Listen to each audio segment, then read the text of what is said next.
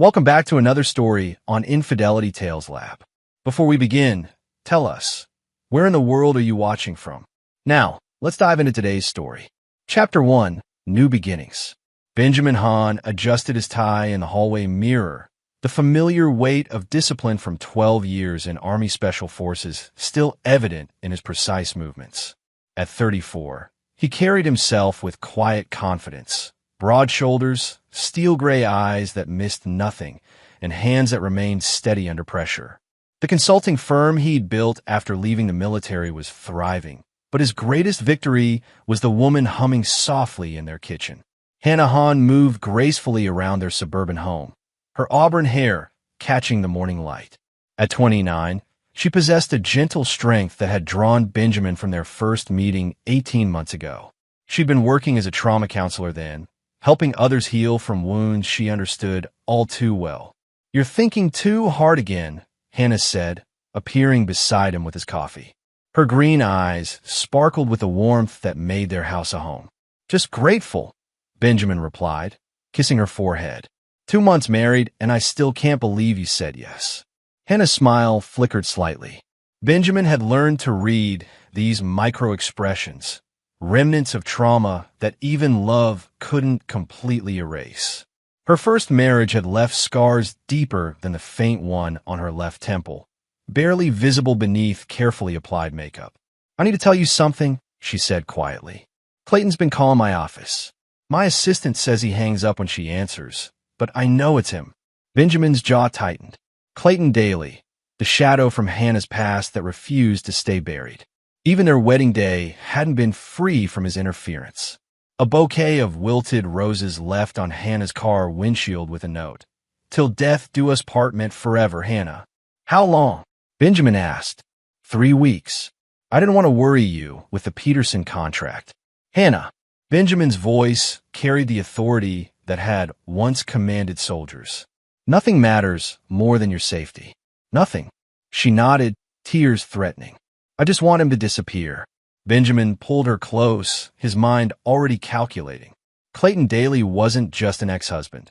He was a predator who'd spent 5 years systematically destroying Hannah's confidence, isolating her from friends and family. The divorce had been finalized 3 years ago, but men like Clayton never truly let go. "He will," Benjamin promised, his tone carrying weight Hannah didn't fully understand. "I guarantee it." Chapter 2. The Hunter Emerges. 3 days later, Benjamin sat in his office reviewing Clayton Daly's file. What he discovered painted a disturbing picture. Clayton, 36, worked as a pharmaceutical sales rep, a job that required charm and manipulation, skills he'd perfected during their marriage. Since the divorce, he'd been arrested twice for harassment of other women, charges mysteriously dropped both times. Anthony Estes, Benjamin's business partner and former Army Ranger, knocked and entered. "Got your information on Daly," he said, dropping a folder on the desk. "This guy's a real piece of work. 3 restraining orders from different women, all expired. He's smart about staying just within legal boundaries." "Until now," Benjamin said, studying surveillance photos. Clayton was smaller than expected. 5'8", lean build, receding brown hair, and cold blue eyes that seemed to calculate every angle. "He's escalating." That evening, Hannah worked late at the counseling center. Benjamin used the time to drive past Clayton's apartment complex. The building was run down, most units rented month to month. Perfect for someone who likes staying off the radar. Benjamin's phone buzzed. Hannah's text, "Working late again. Don't wait up. Love you." Something felt wrong. Hannah always called when working late, never texted. Benjamin dialed her office number. No answer. He tried her cell, straight to voicemail. 15 minutes later, Benjamin stood in the empty counseling center parking lot. Hannah's Honda Civic, the only car remaining. Security footage showed Hannah leaving at 6 p.m., but her car sat here undisturbed. Benjamin's phone rang. Clayton's voice was smooth, practiced. "She's safe for now." Amazing how predictable patterns become, isn't it? Coffee shop every Tuesday, grocery store every Thursday. "You really should pay better attention to your wife's schedule, Benjamin." "Where is she?" "Somewhere we can talk privately. About boundaries. About respect. about how some bonds can't be broken by pieces of paper. Clayton's voice hardened. Meet me at Riverside Park, East parking lot. 1 hour. Come alone, or Hannah learns what real fear feels like. The line went dead. Benjamin stared at the phone, then made a different call. Miguel?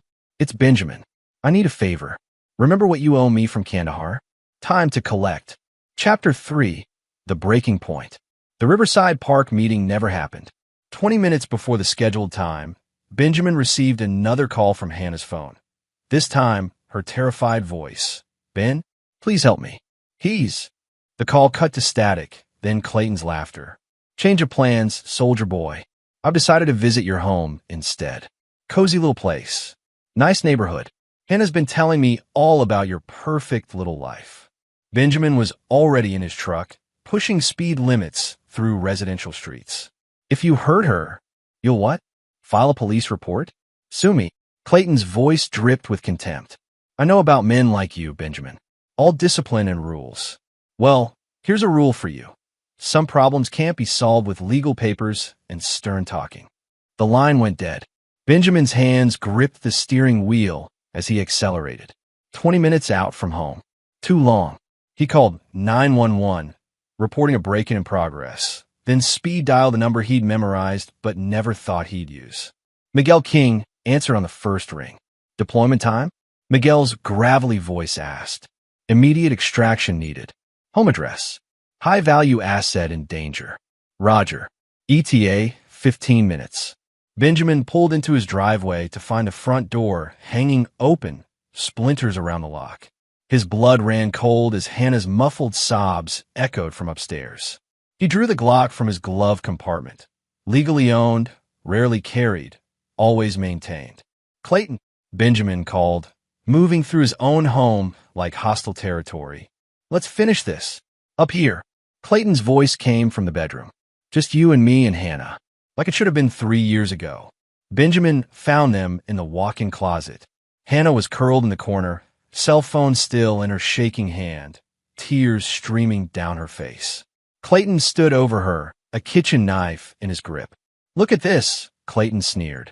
The big tough soldier, arriving just in time to watch his wife realize she picked the wrong protector. Benjamin's training kicked in. Assess threats. Calculate angles. Never let emotion override tactics. Hannah, close your eyes. Count to 30. What are you? Clayton began. Benjamin's movement was precise, economical. The knife clattered across hardwood as Clayton screamed, his wrist bent at an unnatural angle. In seconds, Clayton was face down, Benjamin's knee pressed against his spine. Stay on the line. Don't hang up, Benjamin told Hannah, who was still on the phone with 911. Then he made one other call. Miguel, package is secure. Cleanup needed. Roger. 5 minutes out. Clayton whimpered beneath him. You can't. This is assault. I'll press charges. Benjamin leaned close, his voice barely a whisper. You have no idea who you're dealing with. When the police arrived 30 minutes later, they found Clayton huddled in the corner of the living room, rocking back and forth, his broken wrist cradled against his chest. He kept whispering one name over and over. Benjamin. Benjamin. Officer Franklin Howard approached Benjamin in the kitchen, where he sat with Hannah, both appearing to give statements. Sir, we need to ask, who did you send? The perpetrator keeps whispering your name, but claims he never saw anyone else. Benjamin met the officer's eyes steadily. I don't know what he's talking about. I arrived, found him breaking in, defended my wife. Sometimes trauma makes people imagine things. Later, when the police had gone and Hannah was finally asleep, she asked the question Benjamin had been dreading. Who did you call, Ben? After you told me to stay on the line? Benjamin studied his wife's face, the woman he'd sworn to protect, to love, to shield from the darkness he'd once inhabited. Some truths were too dangerous to share. Just back up, he said quietly.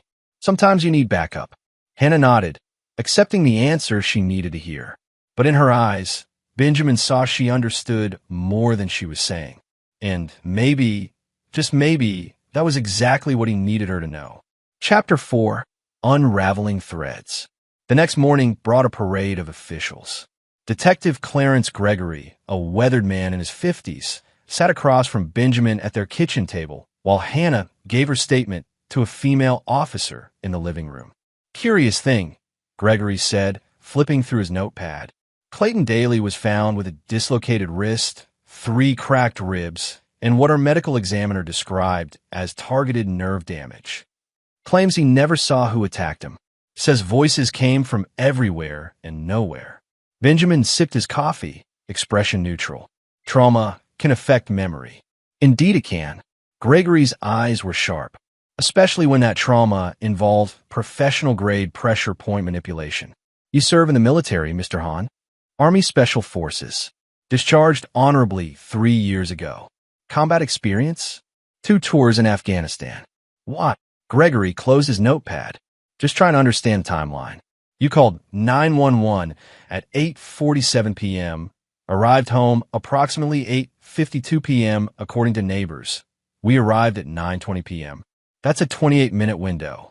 "Felt like hours," Benjamin said truthfully. "I'm sure it did." Gregory stood. "Daly's been charged with breaking and entering, criminal trespass, and violation of the expired restraining order. He'll likely make bail by tomorrow." Hannah appeared in the doorway, her face pale. "Tomorrow?" "I'm afraid so, ma'am. Unless we find evidence of intent to commit bodily harm, it's mostly property crimes." After the police left, Benjamin found Hannah standing in their bedroom, staring at the closet where she'd hidden. "I can't do this anymore, Ben.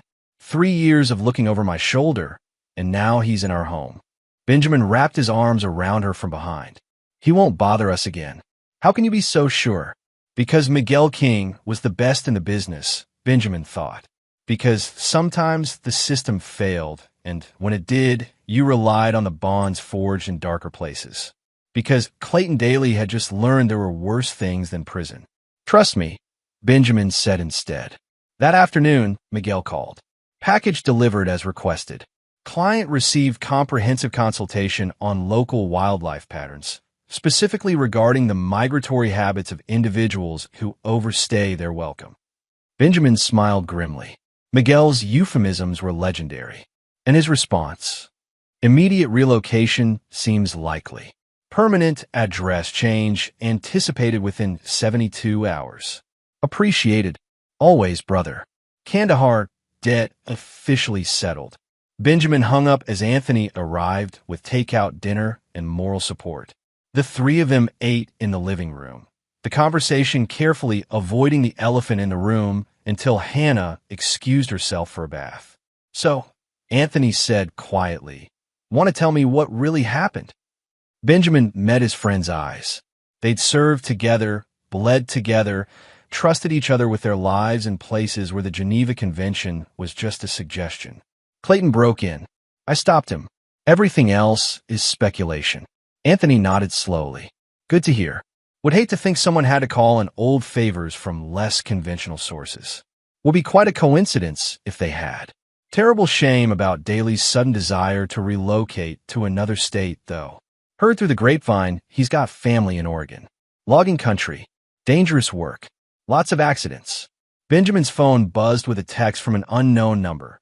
Message received loud and clear. "Leaving tonight. Hannah won't see me again. This is over." Benjamin deleted the message and showed his phone to Anthony, the screen now blank. "Sometimes problems solve themselves," Benjamin said. "Sometimes they do," Anthony agreed, raising his beer in a mock toast. To happy coincidences. But even as they clinked bottles, Benjamin knew this was far from over. Men like Clayton didn't surrender so easily. They regrouped, planned, waited for the perfect moment to strike back. And when they did, Benjamin would be ready. Chapter 5, The Calm Before.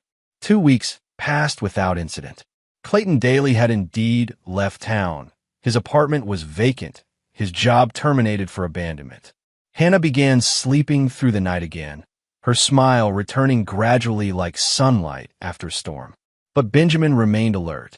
He varied their routines, checked security systems twice daily, and maintained contact with Miguel through encrypted channels. Men like Clayton were predictable in their unpredictability. They always came back. "You're doing it again," Hannah said one evening, finding Benjamin checking the window locks for the 3rd time. "Doing what?" being hypervigilant. The counselor in me recognizes the signs. She touched his arm gently. Ben, he's gone. You saved us. Benjamin nodded, but his instinct screamed otherwise. 24 hours later, they proved correct. Hannah's sister, Jackie Cole, called from Portland. Ben? Hannah left me a voicemail this morning saying she was driving up to see me, but she never arrived. Her phone goes straight to voicemail. Benjamin's blood turned to ice. Hannah had left for work that morning, as usual. Her calendar showed no Portland trip. What exactly did the voicemail say? That she missed me and wanted to surprise me with a visit. But Ben, it didn't sound right. Hannah never makes impulsive road trips. Benjamin was already moving, checking Hannah's desk for any sign of her plans. Nothing. He called her office. She'd never arrived. Her car wasn't in the counseling center parking lot. His phone buzzed with a text from Hannah's number. Don't call the police. Don't call your friends. Come alone to the old Riverside warehouse on Mill Street. You know the one. Benjamin stared at the message, mind racing. The Riverside warehouse had been abandoned for 5 years, the perfect location for someone who needed privacy. Clayton had returned, but this time he'd planned better. Benjamin called Anthony. He has Hannah. I'm on my way. No, he'll be watching for backup. Ben, don't do this alone. I'm not. Benjamin hung up and dialed Miguel. Second deployment needed. Same asset, new location. Coordinates, Mill Street Warehouse District. Industrial area, minimal civilian presence. Rules of engagement. Benjamin thought about Hannah's terrified voice on the phone, about Clayton's hands on his wife, about 3 years of psychological torture that should have ended with the divorce papers. No restrictions, Benjamin said quietly. Full package authorization. Roger. Moving to position. Benjamin holstered his Glock and grabbed the tactical gear he'd sworn he'd never need again. Night vision, tactical knife, zip ties, and the small device Miguel had given him months ago for emergencies only. As he drove toward the warehouse district, Benjamin's training reasserted itself. This wasn't suburban consultation work anymore. This was war, and Clayton Daly had just made the fatal mistake of targeting a soldier's wife. The warehouse loomed ahead, dark windows like dead eyes. Benjamin parked 2 blocks away and approached on foot, using shadows and industrial debris for cover. Through a gap in the loading dock, he could see light from a battery-powered lantern. Hannah sat zip-tied to a metal chair, duct tape across her mouth, terror in her eyes. Clayton paced behind her, a gun in his hand, not the kitchen knife this time. I know you're out there, Benjamin. Clayton called. Come on in. Let's have that conversation we started. Benjamin activated the small device Miguel had given him, then stepped into the light. Let her go, Clayton. Clayton smiled, but his eyes were wild, desperate. You really don't understand, do you? Hannah belongs to me. 5 years of marriage creates bonds that some paper can't break. The only bond here is the restraining order you violated. Restraining orders. Clayton laughed bitterly. You think legal papers scare me? I've been planning this for months. Every detail, every contingency. He pressed the gun against Hannah's temple. Even you. Hannah's muffled scream cut through Benjamin like a blade. Here's what's going to happen, Clayton continued. You're going to sit down, put your hands behind your back, and I'm going to explain to both of you how this marriage is going to end. The way it should have ended 3 years ago. Benjamin raised his hands, moving slowly toward the chair Clayton indicated. You're right. I don't understand. Help me understand. Clayton's eyes gleamed with narcissistic satisfaction. Hannah was perfect when I found her. Innocent. Trusting. I spent 5 years molding her into exactly what she was supposed to be mine. Then she got ideas about independence, about leaving. That was never supposed to happen. So you let her go. I let her think she was free. Clayton's voice grew cold. But I was always watching. Always waiting. Then you came along with your hero complex, thinking you could save her. Benjamin was almost within range now. Maybe I was wrong. You were. Clayton's finger tightened on the trigger. And now you're both going to pay for that mistake. The lights went out. In the darkness that followed, Clayton learned the difference between a predator and a hunter. Chapter 6. Hunting Season. The darkness was absolute, but Benjamin had trained for this. Night vision wasn't about seeing. It was about hearing feeling, knowing your environment better than your enemy. Clayton's panicked breathing echoed off concrete walls. What? What happened to the lights?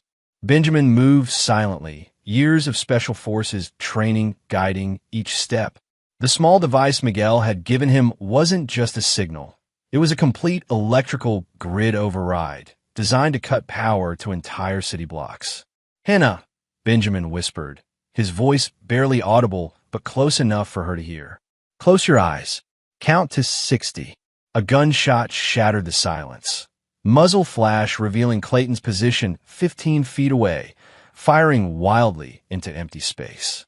Benjamin was already moving, circling, using the brief illumination to map the warehouse interior. "Where are you?" Clayton screamed, his voice cracking with hysteria. "Come out." Benjamin's tactical knife found the zip ties binding Hannah to the chair. She was free in seconds, his hands guiding her toward the loading dock. "Run," he whispered. "Don't look back." More gunshots, erratic now. Clayton was burning through his ammunition, fear making him careless. Benjamin counted 6 shots. Assuming a standard magazine, Clayton had maybe 2 rounds left. "You can't hide forever."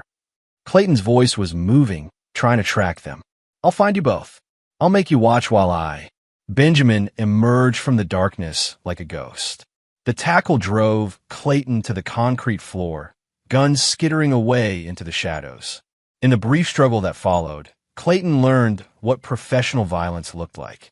When emergency lighting kicked in 3 minutes later, Clayton lay unconscious, zip-tied to the same chair he'd bound Hannah to. Benjamin sat calmly beside him, checking his watch.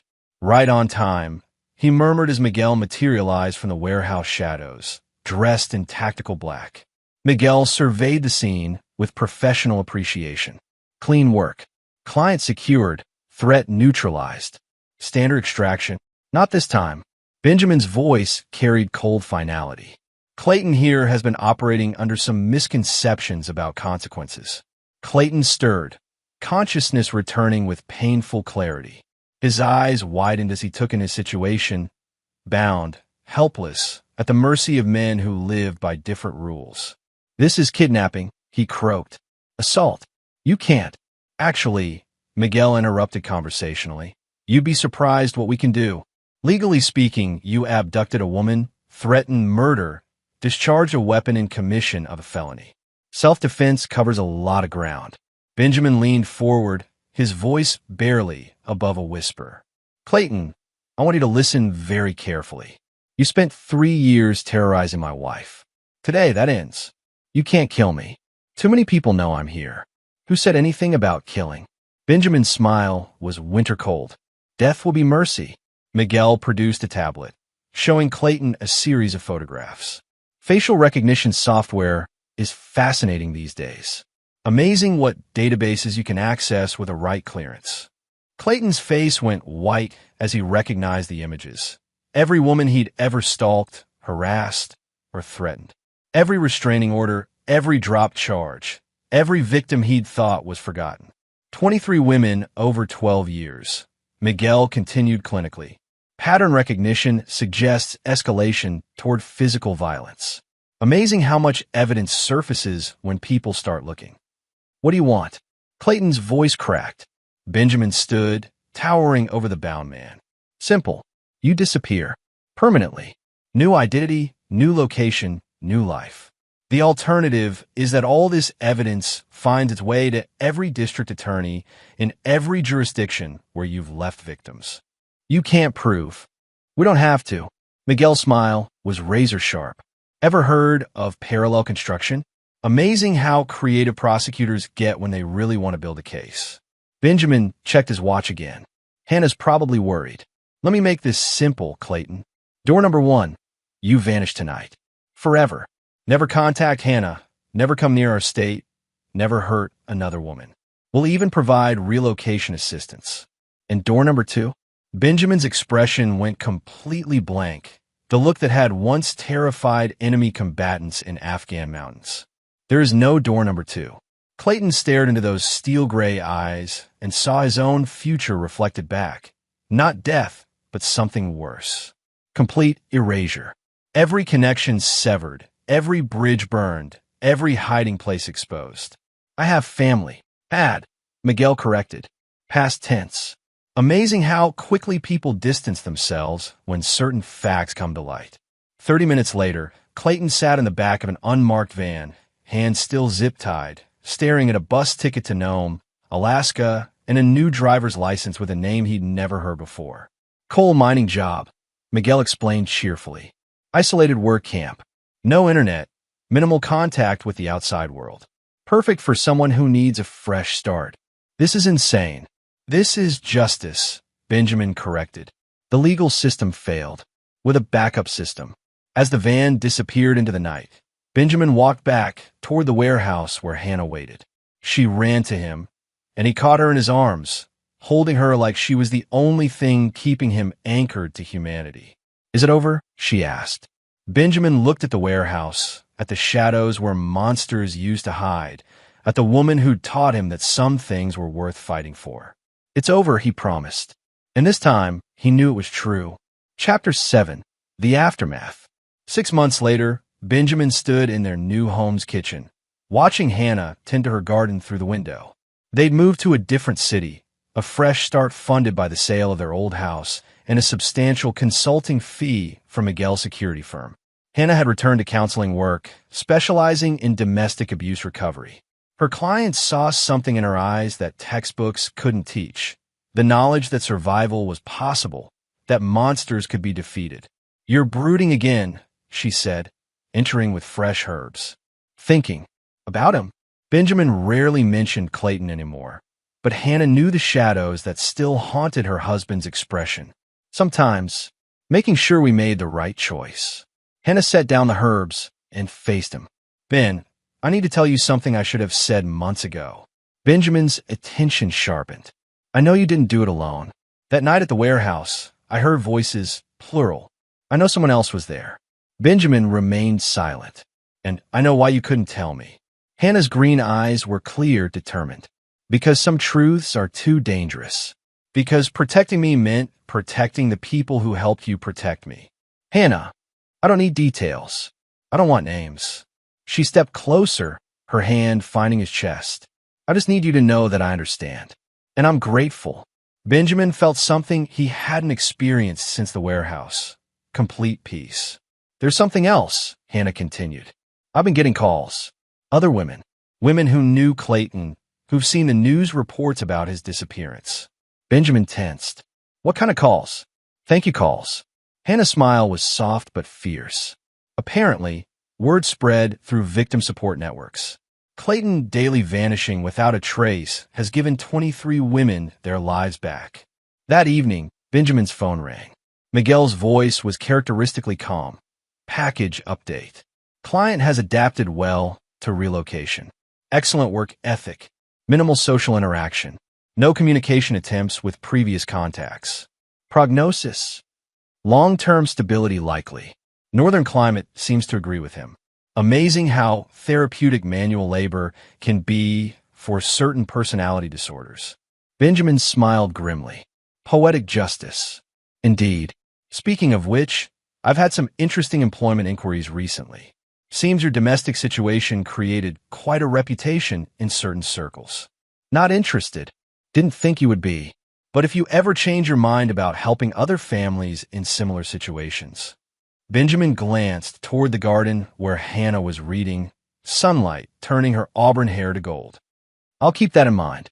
3 days later, Hannah found him in his home office, staring at a news article on his computer screen. What is it? She asked. Benjamin turned the monitor toward her. The headline read, Missing person case closed. Clayton Daly declared dead after 8-month investigation. Hannah read silently, her expression unreadable. The article described an extensive search, family interviews, and the ultimate conclusion that Clayton had likely died by accident or suicide in the wilderness outside the city. The family is holding a memorial service, Hannah said quietly. Will you go? Hannah considered this. No.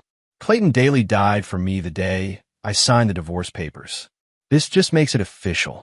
She closed the browser and turned to face her husband. but I think we should do something to mark the occasion. Such as, Hannah's smile was radiant. I got a call from the women's shelter downtown. They want to start a new program, support groups for abuse survivors, led by survivors. They asked if I'd be interested in heading it up. Benjamin understood immediately. Not just healing, but empowerment. Not just surviving, but thriving. Not just escaping monsters, but making sure other women knew they could escape too. It's perfect, he said. There's one more thing. Hannah pulled an envelope from her pocket. This came in today's mail. No return address. Inside was a single photograph, a coal mining operation in Alaska, workers barely visible in the distance. On the back, someone had written in block letters, "Productive Citizen." Benjamin studied the photo, recognizing Miguel's handiwork. Even in exile, Clayton was being monitored, managed, contained. The system was working exactly as designed. Hannah took the photograph and placed it in the shredder. Some chapters need to stay closed, she said. Benjamin nodded, watching the image disappear into strips. Agreed. That night, as they prepared for bed, Hannah asked one final question. Do you ever regret it? The choices we made. Benjamin thought about legal systems that failed victims, about restraining orders that were just paper barriers, about the 23 women who now slept safely because one predator had finally met someone willing to hunt the hunter. Never, he said, and meant it completely. Outside their bedroom window, the city slept peacefully, unaware that sometimes justice wore tactical gear and spoke in whispered codes. But in their home, two people who'd learned that love sometimes required violence rested easy, knowing that some battles were worth fighting, and some victories were worth the cost. The war was over. They had won. Chapter 8. Full Circle. 1 year after Clayton's disappearance, Hannah stood before a conference room filled with law enforcement officers, social workers, and victim advocates. Her presentation on alternative support networks for domestic violence survivors had drawn an unexpectedly large crowd. The traditional system works for many victims, she explained, clicking to her next slide. But for those facing persistent stalkers who manipulate legal loopholes, we need to think creatively about protection strategies. In the back of the room, Benjamin watched with quiet pride. Hannah had transformed her trauma into purpose, her fear into fierce advocacy. The support group program she'd launched had helped over 60 women in the past year. After the presentation, Detective Clarence Gregory approached Benjamin in the hallway. Impressive work your wife's doing, Gregory said. That program of hers has had remarkable results. Remarkable and unusual. How so? Well, it's curious. Of the 64 women who've participated, 12 were being stalked by former partners who'd previously evaded prosecution. Sophisticated predators who knew how to game the system. Benjamin maintained neutral expression. Past tense. That's the interesting part. 7 of those 12 stalkers have simply vanished. No trace. No forwarding addresses. No contact with former associates. Gregory's eyes were sharp, almost like they were encouraged to relocate. Sounds like those women finally caught a break. Indeed they did. Gregory paused meaningfully. You know, I've been a detective for 23 years. I've learned that sometimes the system works in ways that don't show up in case files. Benjamin said nothing. I've also learned that when dangerous predators suddenly develop an urgent need to relocate to remote mining operations or deep-sea fishing vessels, it's usually best not to ask too many questions. The two men studied each other for a long moment. Hypothetically, Gregory continued, if someone was running an unofficial but effective victim protection program, I might suggest they be extremely careful about client selection and operational security. Hypothetically, Gregory handed Benjamin his card. And if such a person ever needed official consultation on which cases might benefit from alternative solutions, I might be available for coffee conversations. That evening, Benjamin shared the conversation with Hannah over dinner. He knows, she said simply.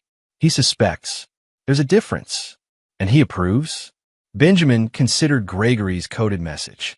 I think he understands that justice isn't always served in courtrooms. Hannah nodded thoughtfully. Miguel called yesterday while you were out. 3 new referrals from the support group. Women whose ex-partners have escalated beyond what restraining orders can handle. Benjamin felt the familiar weight of decision. Since Clayton, he and Miguel had handled 5 similar cases, each one carefully selected, meticulously planned, completely successful. 5 predators relocated to remote locations where they could rebuild their lives far from former victims. 5 women and their children sleeping peacefully for the first time in years. What did you tell him? That I discuss it with my husband. Hannah's green eyes met his steadily. These women, Ben, they're desperate. The system has failed them repeatedly. Benjamin thought about Clayton, now 8 months into his new life as a coal miner in Alaska. Monthly reports from Miguel indicated complete compliance.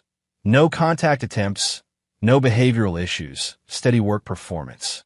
Rehabilitation through isolation and purposeful labor. How bad are the situations?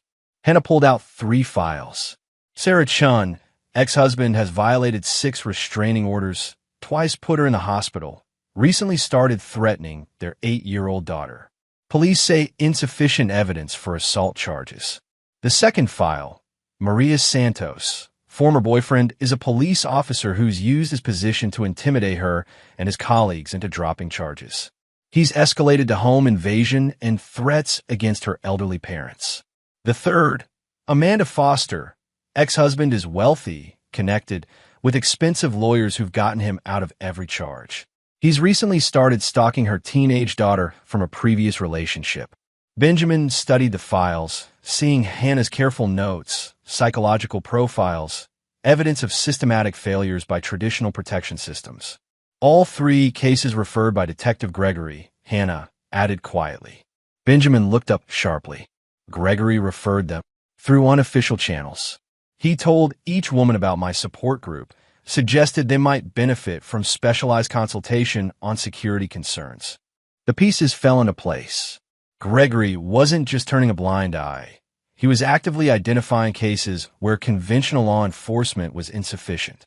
A detective with 23 years of experience, recognizing when the system needed help from outside operators. He's building a network, Benjamin realized. We're building a network, Hannah corrected.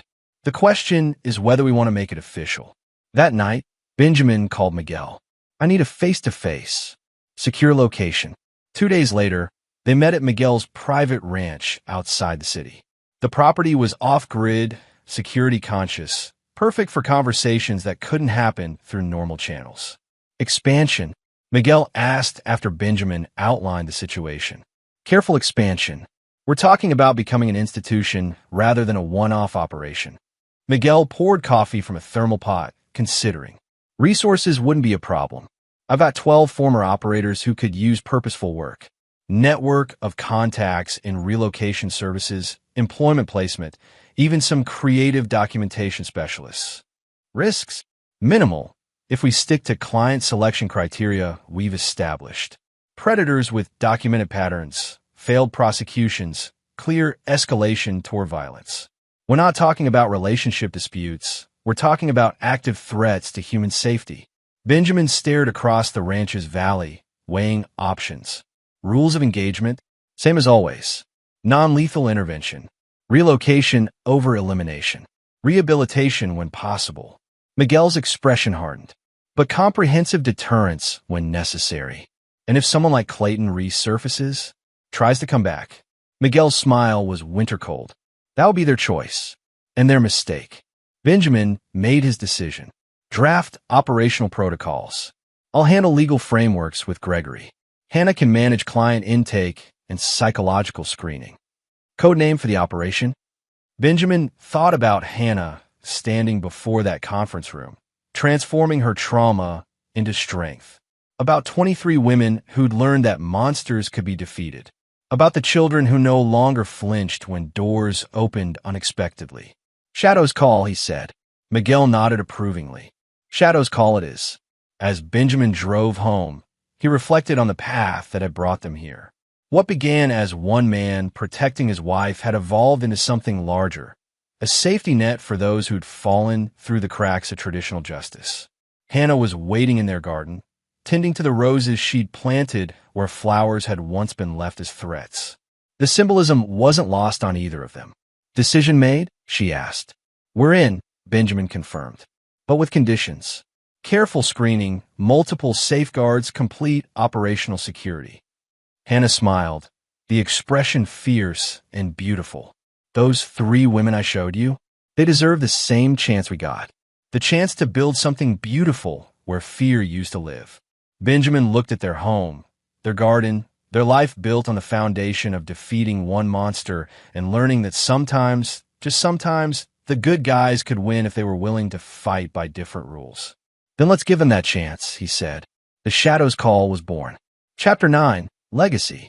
2 years later, Benjamin stood in a different conference room, this one filled with federal agents, district attorneys, and senior law enforcement officials.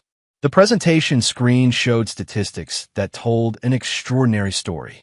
Over the past 24 months, FBI Assistant Director Emmanuel Hunter reported, we've seen a 78% reduction in repeat domestic violence incidents within your operational area. Cold case stalking files have been resolved at unprecedented rates. Most remarkably, victim recidivism, returning to abusive relationships, has dropped to nearly zero. Hannah sat beside Benjamin, no longer the frightened woman who'd once hidden in closets. She'd become the visible face of their operation, her support groups now funded by state grants and private donations. Her book, Beyond Survival, Building Safety Networks for Domestic Violence Victims, had become required reading for social workers nationwide. The Shadow's Call methodology, she explained to the assembled officials, focuses on comprehensive victim empowerment coupled with innovative deterrent strategies for perpetrators. Benjamin suppressed a smile at the euphemism. Innovative deterrent strategies covered everything from Miguel's relocation program to Detective Gregory's unofficial referral network. 18 months of careful operations had relocated 47 predators to remote locations across North America. Each one carefully monitored, each one completely compliant with their new circumstances. Results speak for themselves, Gregory added from his position as newly promoted captain. Predators who once cycled through the system repeatedly have simply found more productive outlets for their energy. After the meeting, Benjamin walked with Hannah through the city park where Clayton had once demanded meetings. Children played on swings where threats had been made. Families picnicked where fear had once ruled. Sometimes I wonder about him, Hannah said quietly. Clayton, if he's really changed or just contained. Benjamin had wondered the same thing. Miguel's reports showed Clayton maintaining steady employment, no behavioral incidents, no contact attempts. But change and compliance weren't the same thing. Does it matter? Benjamin asked. He can't hurt anyone anymore. That's what counts. Hannah nodded, but her expression remained thoughtful. I got a call yesterday from a woman in Oregon. She said a man matching Clayton's description applied for a job at her company, a logging operation. Background check came back clean, but something about him made her uncomfortable. Benjamin's attention sharpened. What kind of uncomfortable? The way he looked at the female employees. Questions about their schedules, their personal lives. Classic predator behavior. Benjamin pulled out his phone, sending a coded text to Miguel. The response came within minutes. Package relocation to secondary site initiated. Enhanced monitoring protocols activated. Handled, Benjamin told Hannah. What if containment fails? What if someone like Clayton can't be reformed, only managed? Benjamin considered this. Over 24 months of operations, they'd achieved remarkable success rates. But Hannah was right. Some predators were wolves who learned to wear sheep's clothing, not wolves who became sheep. Then we adapt our protocols, he said finally. Tier the threat levels. Some cases require relocation and monitoring. Others might need more permanent solutions. Hannah stopped walking. Are you talking about what I think you're talking about? Benjamin met her eyes steadily. I'm talking about protecting innocent people from monsters who can't be reformed, by whatever means necessary. For a long moment, they stood in silence. Then Hannah nodded slowly. Some problems don't have pretty solutions. No, they don't. That evening, Miguel called with an update. Package has been transferred to Tier 3 containment. Deep isolation, comprehensive monitoring, zero external contact authorized. Prognosis: lifetime management required. Some wolves can't be domesticated, only caged. Benjamin understood. Clayton would spend the rest of his life in remote isolation, every movement monitored, every interaction controlled. Not prison, but something more complete, erasure from the world where innocent people lived and loved and raised children. Confirmed, Benjamin replied. Hannah appeared in his office doorway. That was about Clayton? Among others. How many others? Benjamin checked his encrypted files. Currently managing 16 Tier 3 assets. All high-risk predators who demonstrated inability to comply with standard relocation protocols. Hannah absorbed this information quietly. And you're comfortable with that level of control? Benjamin thought about the 47 families sleeping safely tonight because predators had been removed from their environments. About children who no longer flinched at unexpected noises. About women who'd rebuilt their lives without looking over their shoulders. I'm comfortable with whatever it takes to protect innocent people, he said. Hannah nodded, settling into the chair across from his desk. Then we need to talk about expansion protocols. I've got referrals from 6 other states. Women whose situations mirror what ours was 3 years ago. Miguel's already drafting operational frameworks for regional expansion. And Gregory? He's identified 12 detectives in other jurisdictions who might be amenable to unofficial consultation. Hannah smiled, the expression both gentle and fierce. So we're building something bigger than just helping individual victims. We're building a system that works when the official system fails. A shadow system. A necessary system. 3 hours later, Benjamin stood in their garden, looking at the roses Hannah had planted where fear used to grow. His phone buzzed with updates from around the country. New cases, successful relocations, families made whole again. Hannah joined him among the flowers, slipping her hand into his. Any regrets? She asked, the same question from years ago. Benjamin thought about Clayton, now contained in permanent isolation. About the network they'd built from desperation and determination. About the children who would grow up safe, because sometimes good people were willing to make hard choices. None, he said, and meant it completely. Above them, stars emerged in the darkening sky, distant lights watching over a world where monsters could be defeated, where victims could become victors, where shadows could be called upon to protect the light. The Shadow's call had become more than an operation. It had become a promise. A promise that those who preyed on the innocent would find themselves prey to something darker, more determined, and infinitely more dangerous. Justice wore many faces. Sometimes it wore a badge. Sometimes it wore robes. And sometimes, when the system failed and evil seemed to win, justice wore tactical gear and spoke in whispered codes. In their garden, surrounded by roses that bloomed where fear once lived, Benjamin and Hannah Hahn stood together, guardians of a shadow system that ensured the innocent could sleep safely. The war against monsters was never-ending, but they were winning. And there you have it. Another story comes to an end. What did you think? I'd love to hear your thoughts in the comments below.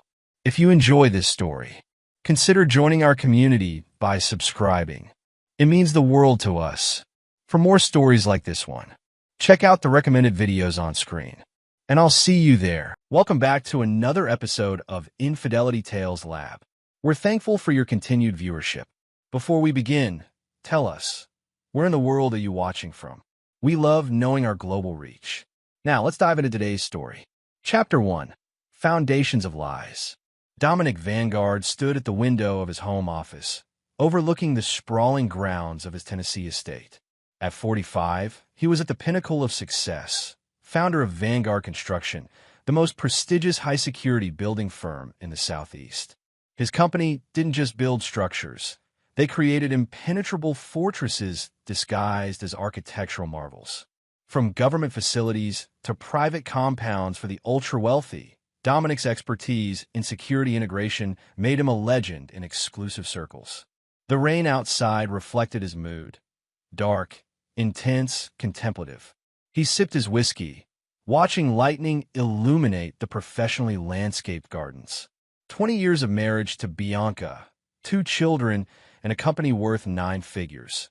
He had everything a man could want. Yet lately, something fell off. Bianca had been distant for months. Their once passionate relationship had cooled, with her constantly occupied by her charity foundation that specialized in rehabilitating troubled youth. When Dominic questioned the late nights, the whispered phone calls, she dismissed his concerns with practiced ease. "You're being paranoid, Dom," she'd say. "The gala season requires extra hours. You know how these donors are. They need constant attention."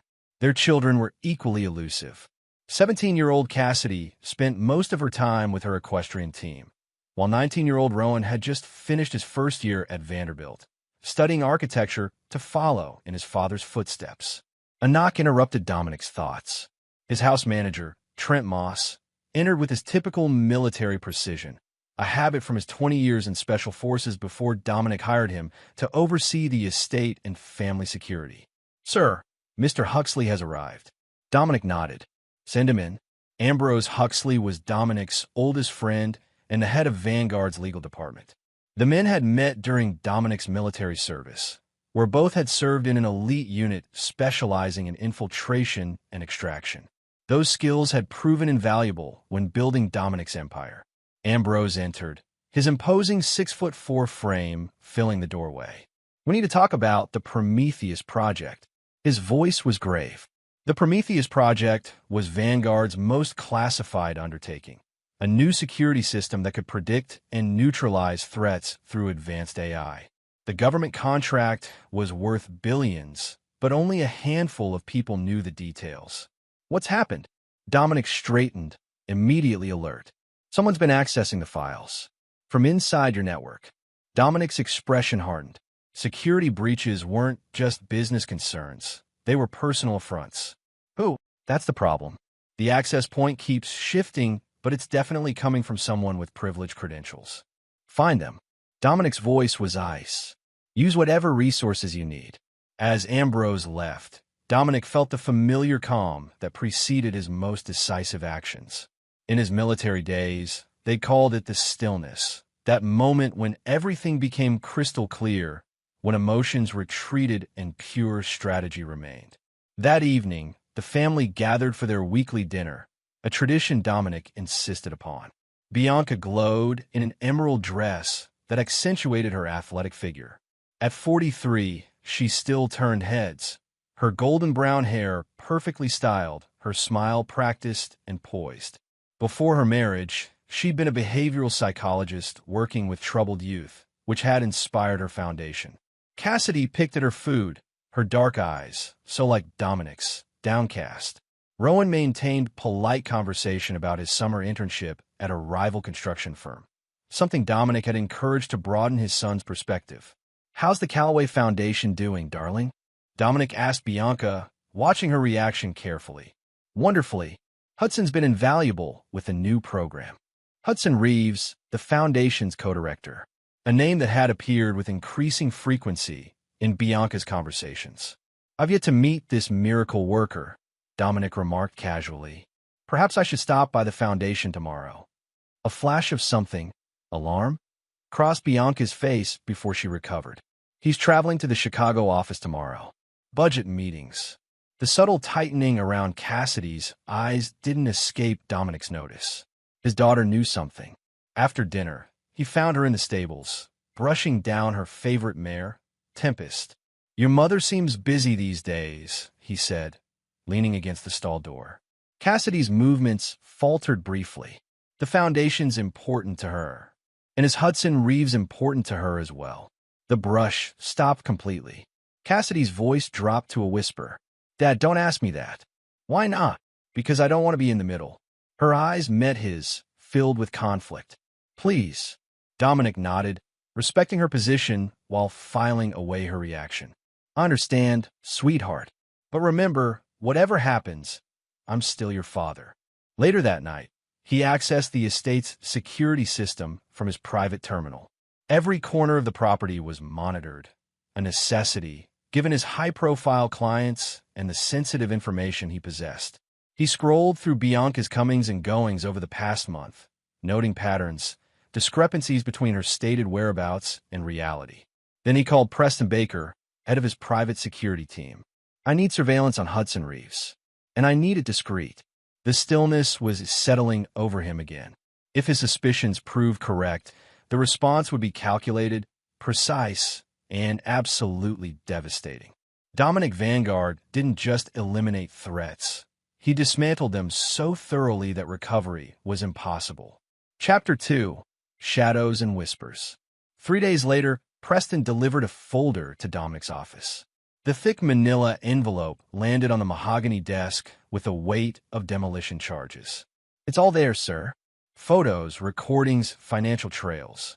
Dominic's expression remained neutral as he thumbed through the contents. Hudson Reeves was indeed having an affair with Bianca. That much was clear from the intimate photos taken at a lakeside cabin registered to a shell company. But what caught Dominic's attention was a series of documents showing large transfers from the Callaway Foundation to offshore accounts. They're embezzling from the charity? Dominic asked, his voice deceptively calm. Preston shook his head. Not exactly. They're using the foundation to launder money, but the real operation is much bigger. He pointed to a document.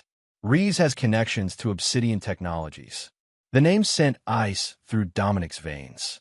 Obsidian was Vanguard's chief competitor for the Prometheus project, a company rumored to have ties to foreign intelligence agencies. Bianca has access to my home office, Dominic said, the implications clear.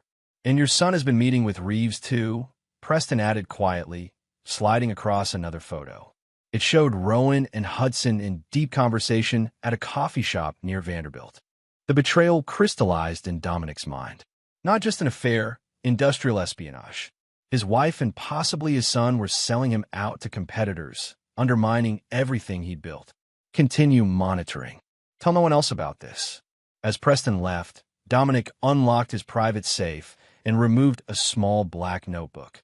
Inside were contingency plans for various catastrophic scenarios, including family betrayal. He'd created these protocols years ago, not out of paranoia, but pragmatism.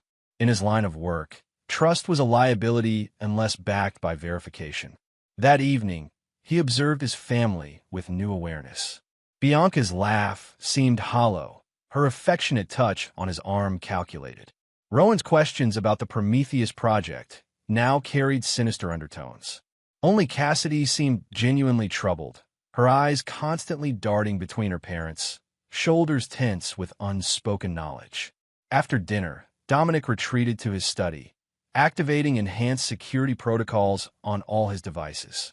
Then he made a call to Ambrose. I need you to prepare the Lazarus protocol. Quietly, there was a pause on the line. Are you certain? That's scorched earth, Dom. Just get everything in place. I'll give the final order when I'm ready. The Lazarus protocol was named for its ability to resurrect Dominic from complete destruction. It would transfer control of his assets to a network of shell companies, effectively removing his wealth and power from anyone attempting to claim them through legal channels, including family members. For the next week, Dominic played his role perfectly, the oblivious husband, the trusting father. He feigned late nights at the office while gathering evidence, building his case methodically. The stillness never left him now. It was his constant companion. On Friday evening, Cassidy received a call while the family was gathered in the living room. Dominic watched as she stepped onto the terrace, her posture tense. When she returned, her face was pale. Everything okay, honey? Bianca asked. Just team stuff, Cassidy mumbled, but her eyes briefly met Dominic's, filled with turmoil. Later, he found a note slipped under his office door. Dad, we need to talk. Not at home. Tomorrow, 2 p.m. at Tempest Stable. Please come alone. The next day, Dominic arrived at the private equestrian center where Cassidy boarded her competition horse. He found her in the tack room, nervously polishing an already gleaming saddle. I overheard Mom on the phone, she began without preamble. She said, the transfer happens Monday. After that, he'll have nothing. Dad, I think she's planning something terrible. Did she mention who she was talking to? Dominic asked, his voice gentle despite the rage building inside. Hudson, I think. And Cassidy hesitated. Rowan was there too. The confirmation of his son's involvement cut deep, but Dominic maintained his composure. You're doing the right thing, Cassidy. Mom's making a huge mistake. You deserve to know. Tears welled in her eyes. I found something in her desk. She reached into her riding jacket and pulled out an envelope. Everything you thought about our family is a lie. With trembling hands, she gave him the envelope. Inside were transfer authorizations for the Prometheus project files, signed by Bianca, using an emergency power of attorney Dominic had established years ago in case of his incapacitation. There was also a medical report with falsified evidence suggesting Dominic was mentally unstable. They're going to have you committed, Dad. On Monday, Hudson's got connections at Westlake Psychiatric. Once you're declared incompetent, Mom gets control of everything. The stillness in Dominic hardened to steel. Does your mother know you found this? Cassidy shook her head. I put everything back, but Rowan almost caught me. I think he suspects I know. Listen carefully, Dominic said, his tactical mind already formulating counters. Go back home. Act normal. If they ask where you were, say you were practicing for next week's competition. What are you going to do? Dominic tucked the envelope into his jacket. I'm going to call the police. As his daughter left, Dominic made the call, not to the local authorities who might be influenced by Bianca's social connections, but to an FBI contact who owed him several favors. Industrial espionage involving classified government contracts fell squarely under federal jurisdiction. I'll need protective custody for my daughter, he concluded. The others are flight risks. By sunset, federal agents had seized computers from the Callaway Foundation and Hudson Reeves' residence. Bianca and Rowan returned from a shopping trip to find FBI agents waiting at the estate. The look of shock on his wife's face, as she was read her rights, was something Dominic would remember forever. You can't do this, she screamed as they led her to a vehicle. Dominic, tell them this is a mistake. He watched him passively. No mistakes, Bianca. Only consequences. Rowan, handcuffed beside his mother, stared at his father with naked hatred. You're going to regret this. You have no idea what's really happening. I know enough, Dominic replied, turning away as they were driven off. Later, as federal agents combed through his home office, with his full cooperation, Cassidy approached, her eyes red from crying. I never wanted this to happen, she whispered. Dominic put his arm around her shoulders. Sometimes we don't choose the battle, Cassidy, but we always choose how we fight. Chapter 3, The First Counterattack.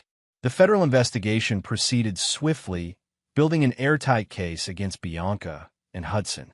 The evidence was damning.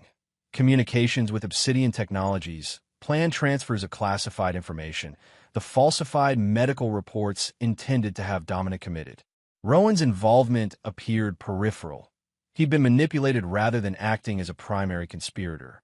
Still, he'd known about the plot and chosen his mother's side. Dominic moved Cassidy to a secure apartment while the investigation continued, ensuring her education wasn't disrupted. He filed for divorce immediately, his legal team working to freeze Bianca's assets and deny her access to the considerable wealth she'd planned to steal. 2 weeks after the arrests, Ambrose brought disturbing news during their daily briefing at Vanguard headquarters. Bianca's attorney is floating an insanity defense.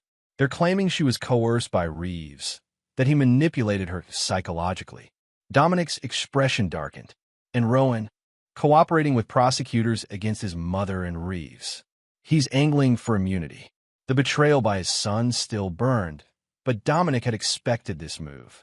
Rowan had always taken the path of least resistance. Let him talk, Dominic said, but initiate the trust dissolution. This would revoke Rowan's inheritance and his future position at Vanguard. The boy would keep his education fund. Dominic wasn't cruel, but would never access the family fortune or company leadership. What about the psychiatric angle Bianca's pushing? Ambrose asked. If she convinces a jury she wasn't mentally competent, she won't.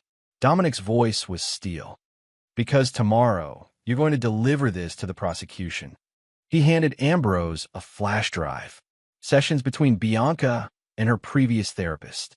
She was recording them as research for her foundation. The woman discusses her manipulative tendencies in detail, how she enjoys the power of controlling others. Ambrose looked uncomfortable. How did you get these? Bianca's cloud storage wasn't as secure as she thought. Dominic shrugged, and she never imagined I'd access her research archives. Too technical for me, she always said. The flash drive would destroy any insanity defense. Bianca's calculated nature, recorded in her own therapy sessions, would reveal her as the mastermind, not the victim. That evening, Dominic received an unexpected visitor at his temporary residence, a luxury condo in downtown Nashville. Agent Lynette Torres of the FBI stood at his door, her expression grave. "We have a situation, Mr. Vanguard. Your son has disappeared." Dominic invited her in, maintaining his composure.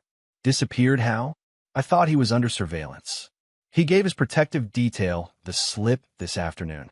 Before he vanished, he accessed a safety deposit box at First Tennessee Bank. What was in it? We don't know yet. The warrant's still processing. She studied him carefully. Any idea where he might go? Dominic considered the question.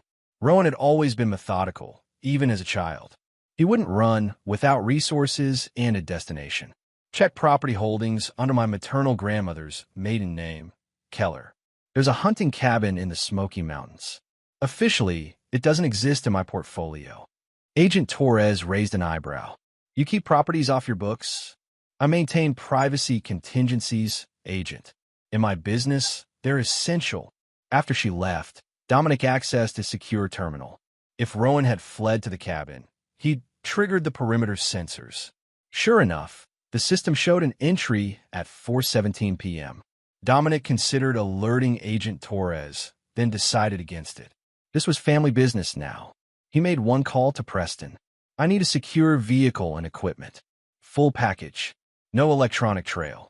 3 hours later, Dominic drove through the mountain darkness, a duffel containing tactical gear on the passenger seat. The stillness had become absolute now, a perfect clarity of purpose. Rowan had made his choice. Tonight, he would understand the consequences. The cabin appeared dark as Dominic approached on foot, using night vision goggles to navigate the dense forest. He bypassed his own security systems with practiced ease, entering through a hidden access point in the cellar. He moved silently through the space he knew intimately, hearing movement on the second floor. Ascending the stairs with practiced stealth, he found Rowan in the study, frantically sorting through documents spread across a large desk. "Looking for something?" Dominic asked, his voice causing his son to jerk upright. "Jesus," Rowan gasped, reaching toward his waistband. "I wouldn't," Dominic warned, the green laser sight from his pistol appearing on Rowan's chest. "Hands where I can see them." Rowan complied, his face a mixture of fear and defiance. "You don't understand what's happening." "Then enlighten me." Dominic kept the weapon trained steadily. "Why are you working with the people trying to destroy me?" "Because you're not who you think you are." Rowan blurted. "Mom found out the truth about your past, about what really happened in Kosovo."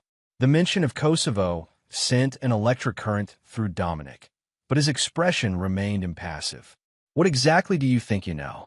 "That Operation Blackfish wasn't a rescue mission. It was an assassination. Those diplomats were scientists working on biological weapons. You weren't saving anyone. You were eliminating witnesses." Dominic's mind raced. Kosovo was classified beyond top secret, a mission from his military days that officially never happened. How could Bianca know about it? Where did your mother get this information? Hudson has contacts in military intelligence. They've been building a case for years. The only reason you haven't been arrested is because of your government contracts. Dominic lowered his weapon slightly. "And you believe this?" "I saw the evidence," Rowan insisted. "Photos, mission logs." "Forgeries," Dominic cut him off. "Think, Rowan. If any of this were true, why would your mother plan to have me committed rather than turning this evidence over to authorities?" Uncertainty flickered across Rowan's face. "Because there is no evidence," Dominic continued. "Only fabrications created by Hudson to manipulate your mother, and you, into betraying me.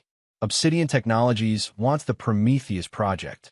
This was industrial espionage wrapped in a convincing lie. Rowan shook his head stubbornly. "You're lying. Mom wouldn't." "Your mother recorded her own therapy sessions," Dominic interrupted. "Sessions where she discussed, in detail, her enjoyment of manipulating others. Did you know that before she met me, she was dismissed from her clinical practice for inappropriate relationships with patients? The color drained from Rowan's face. That's not true. Those are the documents you should be looking for. Not fictional war crimes, but the real history of the woman who raised you. Dominic's voice softened slightly. She's a brilliant psychologist, Rowan. That made her an exceptional manipulator. For a moment, doubt clouded his son's eyes. Then his jaw hardened. Even if that's true, you're still a killer. I've seen how you look at people, calculating, measuring. There's something wrong with you. There's nothing wrong with me, Dominic replied calmly. I simply see the world as it is, not as I wish it to be. He gestured toward the scattered papers. Have you found what you're looking for? Rowan's shoulders slumped. The backup drive. Mom said it would be here. Proof of everything. There is no drive, son. Just another lie to keep you dancing on strings. Dominic holstered his weapon. The FBI will be here within the hour. You have a choice. Come with me now and cooperate fully, or stay and face federal agents alone. Rowan stared at him, conflicted. If I go with you, what happens? You tell the truth. All of it. In exchange, I'll ensure you avoid prison. But understand this, you will never be part of Vanguard. Your inheritance is revoked. You'll have your education fund and nothing more. And if I refuse? Dominic's gaze was unflinching. Then you're no longer my son. The words hung between them like a physical barrier. Finally, Rowan nodded. I'll go with you. A wise choice, Dominic replied, feeling no triumph, only a cold certainty that the first phase of his response was complete. As they drove back toward Nashville, Rowan stared out the window, his face illuminated occasionally by passing headlights. Did you ever really love us? He asked suddenly. Or were we just part of your cover story? Dominic considered the question carefully. I loved the family I thought I had. And now I see clearly. Love requires truth. Without that foundation, it's just another tactical position. Rowan fell silent again, perhaps finally understanding the man his father truly was, not cruel, but absolutely uncompromising in his principles. By morning, Rowan was in federal custody, giving his statement. Dominic returned to Vanguard headquarters, where Ambrose waited with an update. Bianca's lawyer reached out. They want a deal. Dominic poured himself a whiskey, despite the early hour. No deals. Dom, listen. No. Deals. His voice left no room for discussion. She attempted to destroy me, Ambrose. Tried to use my own children against me. The response will be proportionate. And what's proportionate in your view? Dominic gazed out at the Nashville skyline, the stillness within him complete and perfect. Total destruction. Nothing less. Chapter 4. Calculated Moves. 3 months after the arrests, Dominic sat in the federal courthouse, watching impassively as Hudson Reeves accepted a plea deal. 20 years for espionage. Testimony against Bianca in exchange for avoiding life imprisonment. The man wouldn't meet Dominic's eyes as marshals led him away. Bianca's trial was scheduled to begin the following week. Her insanity defense had collapsed under the weight of her own recorded therapy sessions, forcing her attorneys to pursue a different strategy, claiming she was coerced by Reeves and feared for her life. Outside the courtroom, Dominic encountered Rowan for the first time since that night at the cabin. His son looked diminished somehow, shoulders hunched in an ill-fitting suit. His immunity deal had spared him prison, but left him with a felony record that would follow him forever. Congratulations, Rowan said bitterly. You've won. Destroyed everyone. Dominic regarded him coolly. Actions have consequences. You chose yours. Mom wasn't lying about everything, Rowan persisted, lowering his voice. I've been contacted by someone who knows about Blackfish. A flicker of surprise crossed Dominic's face before he controlled it. More fabrications won't help your mother's case. This isn't about her case. It's about you. Rowan leaned closer. The name Velasquez mean anything to you? Dominic's expression remained neutral, but inwardly, alarms sounded. Miguel Velasquez had been the intelligence officer attached to the Kosovo operation, a man presumed dead for over 2 decades. Whoever's feeding you information is playing you for a fool, Dominic replied evenly. Focus on rebuilding your life instead of chasing ghosts. As he walked away, Dominic's mind raced. If Velasquez was alive and talking, the implications were severe. The Kosovo operation had been sanctioned at the highest levels, but the official records had been purged. Anyone revealing its details would face tremendous risk. Back at Vanguard headquarters, Dominic initiated a Level 1 security protocol, restricting access to all sensitive projects. Then he summoned Preston to his office. "I need information on Miguel Velasquez." Quietly, Preston, ever efficient, nodded without asking questions. Dominic next called Cassidy, who had recently returned to the family estate. Since the arrests, she maintained minimal contact with her mother and brother, focusing instead on her equestrian competitions. "Everything okay, sweetheart?" he asked when she answered. "All good. Just finished practicing with Tempest." Her voice sounded lighter these days, unburdened by family secrets. "I'm thinking of selling the estate," he said, watching her reaction through the video call. "Too many memories." Cassidy considered this. "Where would we go?" "I've been looking at properties in Colorado. Mountain views, private stables. You could train year-round with the right facilities." Her eyes lit up. "That sounds amazing, Dad."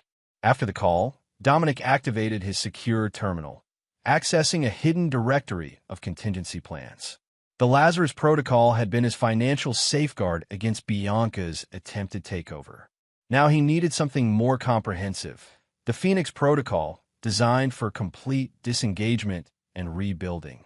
The estate sale would be the first step, not because of memories, but because the property might be compromised if Velasquez truly was alive and targeting him. The Colorado property already existed, purchased through a shell corporation years ago, its connection to Dominic buried under layers of legal protection. That evening, Preston delivered his preliminary findings on Velasquez. Facial recognition got a hit at Mexico City International Airport 3 weeks ago. The system's only 87% confident. The subject has undergone significant changes. Substantial weight loss, possible surgical alterations. Associates? Working on it. But there's something else. Preston hesitated. Someone accessed Rowan's student email account from an IP address in Mexico City the day before he mentioned Velasquez to you. The pieces aligned in Dominic's mind. "They're using my son to get to me."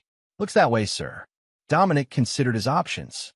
The Prometheus project was weeks away from final government approval, a crucial moment when Vanguard would be under intense scrutiny. Any hint of past wrongdoing could derail the contract and destroy the company. Increase security on Cassidy. Full protection detail, 24/7. And Rowan. Dominic's expression hardened. Maintain distant surveillance only. If they're using him as bait, I won't interfere yet. Over the next 2 weeks, Dominic accelerated his plans while maintaining a facade of business as usual. Bianca's trial began, with media camped outside the courthouse daily. She appeared composed, dressed conservatively, playing the role of a deceived wife rather than a conspirator. Dominic attended the proceedings each day, his face impassive as Hudson Reeves testified about their affair and the industrial espionage plot. When asked about Bianca's involvement, Reeves portrayed her as a reluctant participant, manipulated by his expertise in psychological coercion. During a recess, Assistant U.S. Attorney Madeline Zhao approached Dominic. "Mr. Vanguard, we have concerns about Reeves' testimony. He's deviating from his initial statements, meaning he's minimizing your ex-wife's involvement, suggesting she was another victim rather than a willing participant." Zhao looked troubled. "Has there been contact between them?" "That would violate their bail conditions," Dominic noted. "Indeed it would, which is why I'm asking if you have any alternative channels of information." Dominic understood immediately. The prosecution suspected tampering but couldn't prove it. "I'll see what I can discover." That night, he instructed Preston to increase surveillance on Bianca's attorney, Wesley Torres, a flamboyant defender known for ethical flexibility. Within days, they had evidence. Torres had facilitated communication between Bianca and Reeves, coordinating their testimony. Dominic delivered this information to AUSA Zhao personally, watching her expression shift from professional detachment to cold anger. This changes things, she said, reviewing the photos and recorded conversations. Judge Reynolds takes witness tampering very seriously. I would prefer this evidence remain anonymous, Dominic replied. Zhao nodded. Understood. We'll find an alternative justification for the investigation. 2 days later, Torres was removed from Bianca's case, and Judge Reynolds revoked her bail for violation of communication restrictions. The look of stunned betrayal on Bianca's face as marshals led her from the courtroom satisfied something deep in Dominic's core. Meanwhile, Preston reported increased activity surrounding Rowan. He's meeting regularly with a woman named Sofia Diaz. Background checks show she entered the country from Mexico 3 weeks ago on a student visa. Velasquez's contact, Dominic surmised. What are they discussing?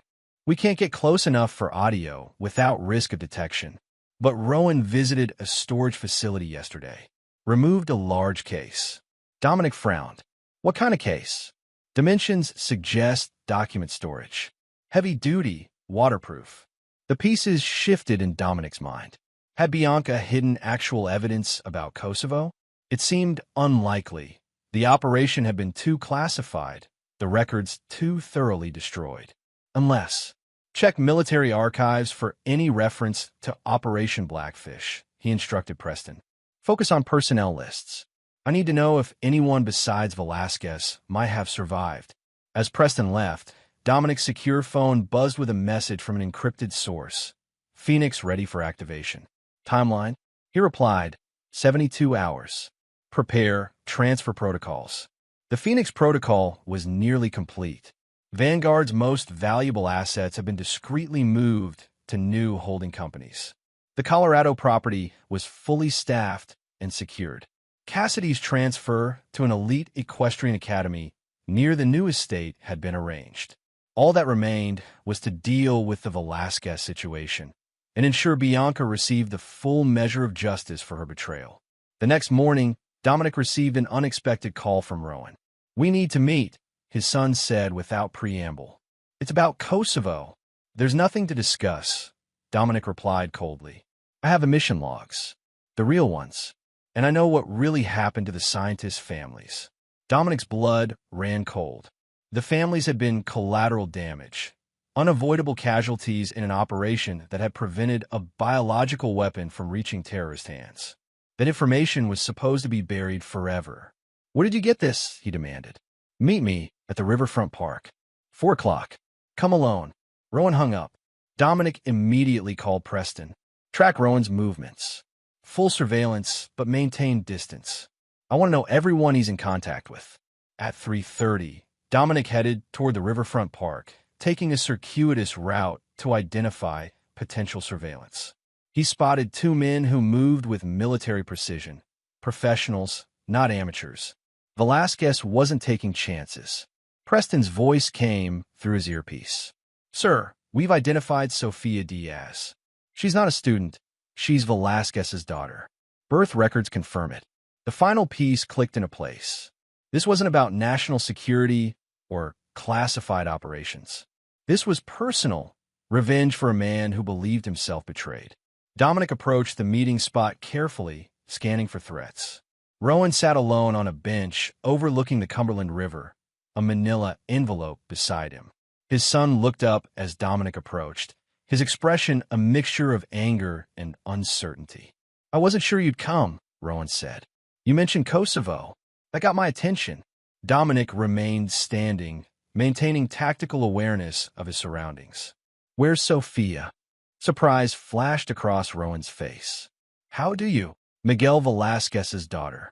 Did she tell you that part when she was feeding you information? Rowan's expression confirmed his ignorance. She said she was a journalist investigating war crimes. And you believed her because it fit the narrative you wanted, that your father is a monster. Dominic's voice remained even. What's in the envelope? Rowan picked it up reluctantly. Mission logs. Photos. Evidence that the scientists in Kosovo weren't developing weapons. They were creating vaccines.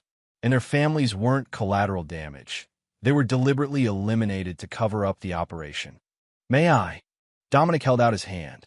After a moment's hesitation, Rowan surrendered the envelope. Dominic opened it, examining the contents quickly but thoroughly. The documents looked authentic, military formatting, appropriate clearance markings.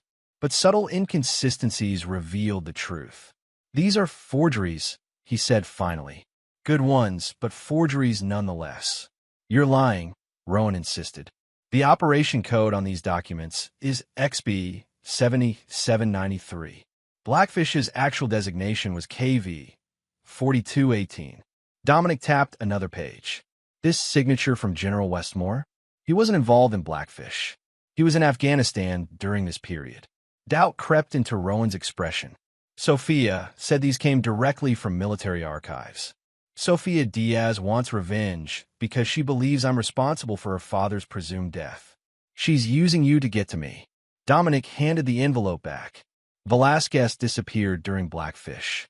The official report listed him as killed in action, but no body was recovered. He believes he was abandoned. Was he? Dominic's face remained impassive. The mission parameters were clear. No extraction if the primary objective was compromised. Velasquez knew the risks. "So you left him to die," Rowan said flatly. "I followed orders. The mission prevented a biological weapon from reaching terrorist cells." Dominic's voice hardened. "The same mission your mother and Hudson Reeves tried to use against me. And now Velasquez is continuing their work through you." Rowan looked away, conflicted. "What happens now?" "That depends on you." Dominic nodded toward the envelope. "Sophia will expect a report on our meeting. Tell her I confirmed everything. Tell her I'm frightened of exposure." "Why would I do that?" "Because you've finally realized you're being used." Again, Dominic's gaze was unwavering. "Help me in this, Rowan, or spend the rest of your life as someone else's pawn." For a long moment, father and son stared at each other, years of complicated history between them. Finally, Rowan nodded. "What do you need me to do?" Chapter 5, Uncovered Truths. The courtroom fell silent as Bianca Vanguard took the stand, her white blouse and navy skirt projecting humble dignity. Her testimony had been anticipated for days, the final act in a trial that had captivated Nashville's elite. Dominic sat in the back row, watching his ex-wife carefully. She avoided his gaze as she swore to tell the truth, her voice steady despite the circumstance. Ayuse Zhao approached the stand. "Mrs. Vanguard, please describe your relationship with Hudson Reeves." Bianca cleared her throat delicately. "We met through the foundation. He was charismatic, understanding. At first, it was purely professional, but over time," she paused, seemingly emotional, "he took advantage of my loneliness. My husband was always working distant. And when did Mr. Reeves first suggest accessing classified information from Vanguard Construction?" "He didn't, not directly. He would ask questions about Dominic's work, seeming genuinely interested. I didn't realize he was gathering intelligence." Her voice trembled perfectly. "By the time I understood what was happening, he had compromising photos of us. He threatened to destroy my family, my reputation." Dominic kept his expression neutral, though inwardly he admired her performance. Bianca had always been exceptional at manipulation, a skill that had once made her a formidable psychologist. "Mrs. Vanguard, did you create false medical reports suggesting your husband was mentally unstable?" Bianca's eyes watered. "Hudson convinced me it was the only way to protect Dominic from worse consequences. He said intelligence agencies were investigating him for past operations, that having him temporarily committed would keep him safe. So, you were trying to help your husband by having him declared incompetent?" Zhao's skepticism was evident. "It sounds irrational now, I know, but Hudson was persuasive. He knew exactly what to say, how to make terrible things seem necessary." The questioning continued for hours, with Bianca portraying herself as a victim of psychological manipulation. When court adjourned for the day, Dominic remained seated, watching Bianca confer with her new attorney before being escorted back to detention. Outside the courthouse, he found Cassidy waiting, her expression troubled. "She's lying," his daughter said flatly. "About everything." Dominic nodded. "Your mother is fighting for her life." "No, I mean," Cassidy lowered her voice. "I found something at the estate, in a garden shed, behind a loose panel. A hard drive." Dominic felt a chill of premonition. What's on it? Recordings. Mom talking to Hudson about you, about Kosovo. She wasn't manipulated. She was hunting for information about your past for years, even before she met Hudson. This revelation shifted Dominic's understanding significantly. Where's this drive now? Am I safe at the equestrian center? I didn't know what to do with it. Dominic squeezed her shoulder. You did the right thing telling me. We'll handle it together. That evening, they retrieved the drive from Cassidy's personal safe. Back at his secure apartment, Dominic examined its contents while Cassidy waited anxiously. The drive contained hundreds of files, recordings, documents, photographs, all focused on his military service and specifically Operation Blackfish. Most disturbing were recordings of Bianca's therapy sessions with former soldiers from his unit, sessions where she'd posed as a PTSD specialist while extracting classified information. She was building a case against you for years, Cassidy whispered, watching over his shoulder. Why? Dominic opened another file, a photograph of a younger Bianca with a man he recognized immediately, Miguel Velasquez. Because your mother had her own agenda from the beginning. Further files revealed the truth. Bianca was Velasquez's cousin. Their mothers were sisters. She had spent years infiltrating Dominic's life, gathering evidence about Blackfish, waiting for the perfect moment to destroy him. Was any of it real? Cassidy asked, her voice breaking. Did she ever actually care about us? Dominic closed the laptop, turning to face his daughter. Her pain was evident, and despite his own emotional control, he felt a surge of genuine rage at Bianca's manipulation of their children. I believe she loved you and Rowan, he said carefully. But her primary loyalty was elsewhere. To Velasquez? To family. Her true family. Cassidy's face hardened, an expression so like his own that Dominic felt a flash of pride. What do we do now? Now we ensure justice is complete. The next morning, Dominic met with a USA Zhao in her office, the hard drive secured in an evidence bag between them. This changes everything, she said after reviewing key files. Conspiracy, fraud, false identity. These charges go far beyond industrial espionage. I only ask that my children be protected from the media fallout, Dominic said. They're victims in this as much as anyone. Zhao nodded. We'll do our best. But Mr. Vanguard, this evidence suggests Miguel Velasquez is alive and possibly in the country. If that's true, you could be in danger. I'm aware of the risk. We can offer protective custody. Unnecessary. Dominic cut her off politely. My security team is quite capable. As he left the federal building, Dominic received a text from Rowan. Meeting us tonight. Location compromised? He replied, proceed normally. Eyes on you. Preston had established surveillance around Rowan's apartment, tracking Sophia's movements. The woman was professional, but not infallible. She'd failed to detect their counter-surveillance measures. That afternoon, news of Bianca's additional charges broke across local media. By evening, extended coverage had revealed her connection to Velasquez and the 20-year deception. Reporters swarmed Vanguard headquarters, forcing Dominic to issue a brief statement expressing shock and requesting privacy for his children. In reality, he was executing the final stages of the Phoenix Protocol while monitoring Rowan's meeting with Sophia.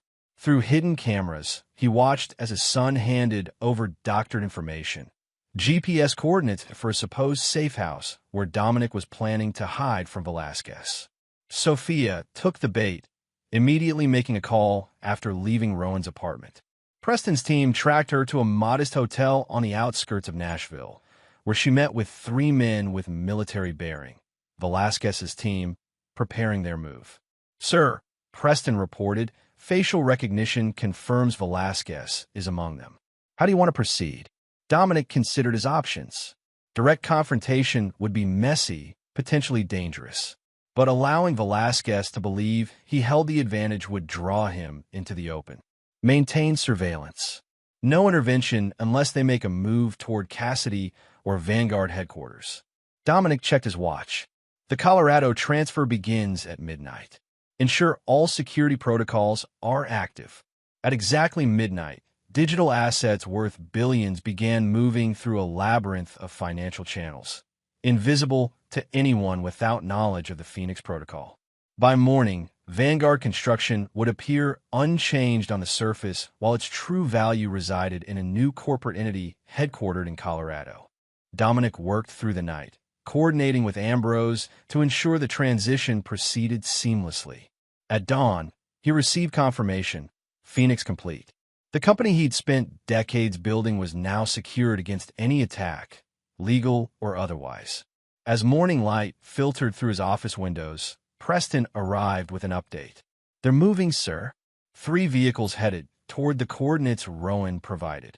The location was a Vanguard property, a secluded training facility for security personnel. Currently empty, it would appear to be the perfect hideout. "Alert the federal task force," Dominic instructed. "They'll find ample evidence of Velasquez's past activities in his hotel room." Anonymous tip. Preston nodded. "And Rowan, sir?" Dominic considered his son's role. Rowan had cooperated, proving his value one final time. "Ensure he's clear of the area. Then cut all surveillance. His part is finished." By noon, federal agents had arrested Sophia and 2 of Velasquez's men at the training facility. Velasquez himself had escaped the net, but his identity was now confirmed, an international alert issued for his capture. Dominic watched the news coverage from his private jet, already en route to Colorado. Beside him, Cassidy stared out the window, her expression subdued. "What about Rowan?" she asked. "Your brother made his choice," Dominic replied evenly. "Multiple choices, in fact.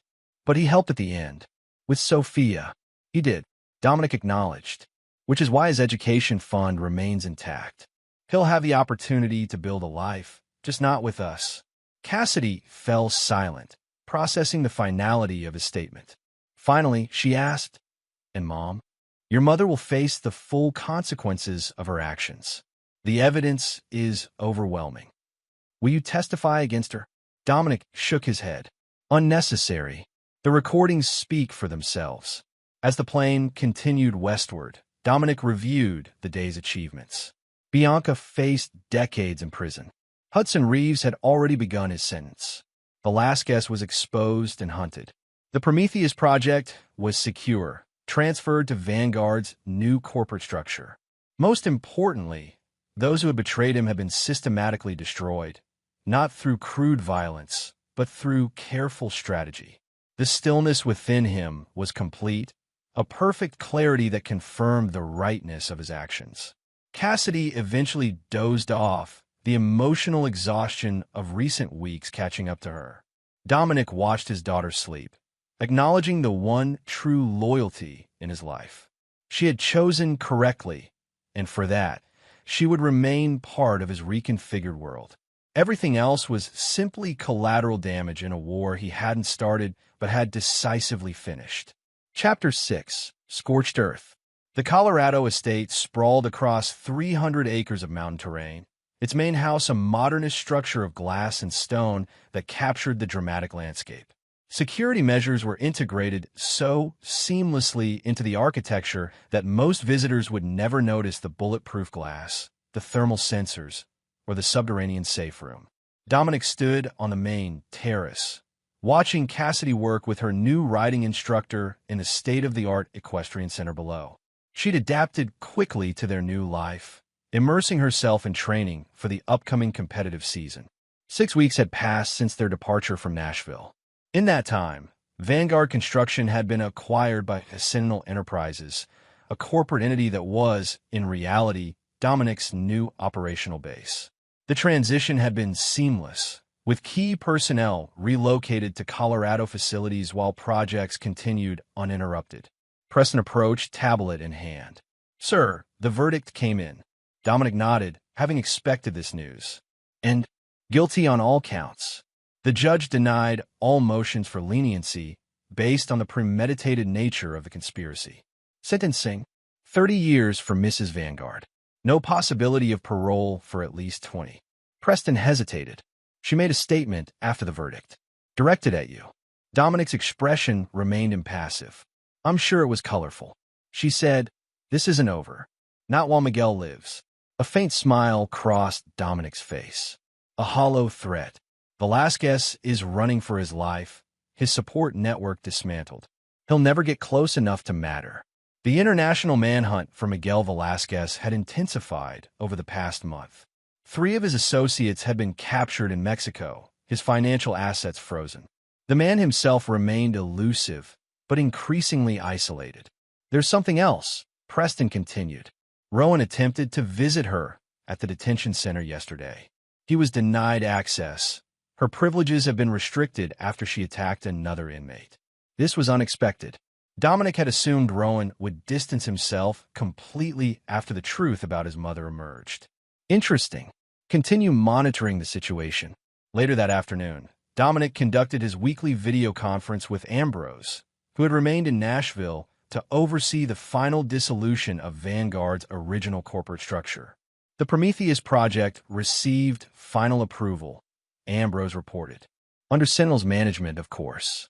The Defense Department is satisfied with the transition. Excellent. And the old Vanguard properties? Liquidation proceeds as scheduled. The estate closes next week, sold to that tech entrepreneur from California, as expected. Dominic nodded approval. Every trace of his former life was being systematically erased, replaced by a more secure, more controlled existence. The Nashville estate, once his family home, was now just another asset to be converted into capital. After the call ended, he received a notification from the estate's security system. A vehicle had passed the outer perimeter, a delivery truck expected and authorized. Moments later, his phone chimed with a message from an encrypted source. Package delivered. Confirmation required. Dominic descended to the basement level, entering a secure room that housed the estate surveillance center.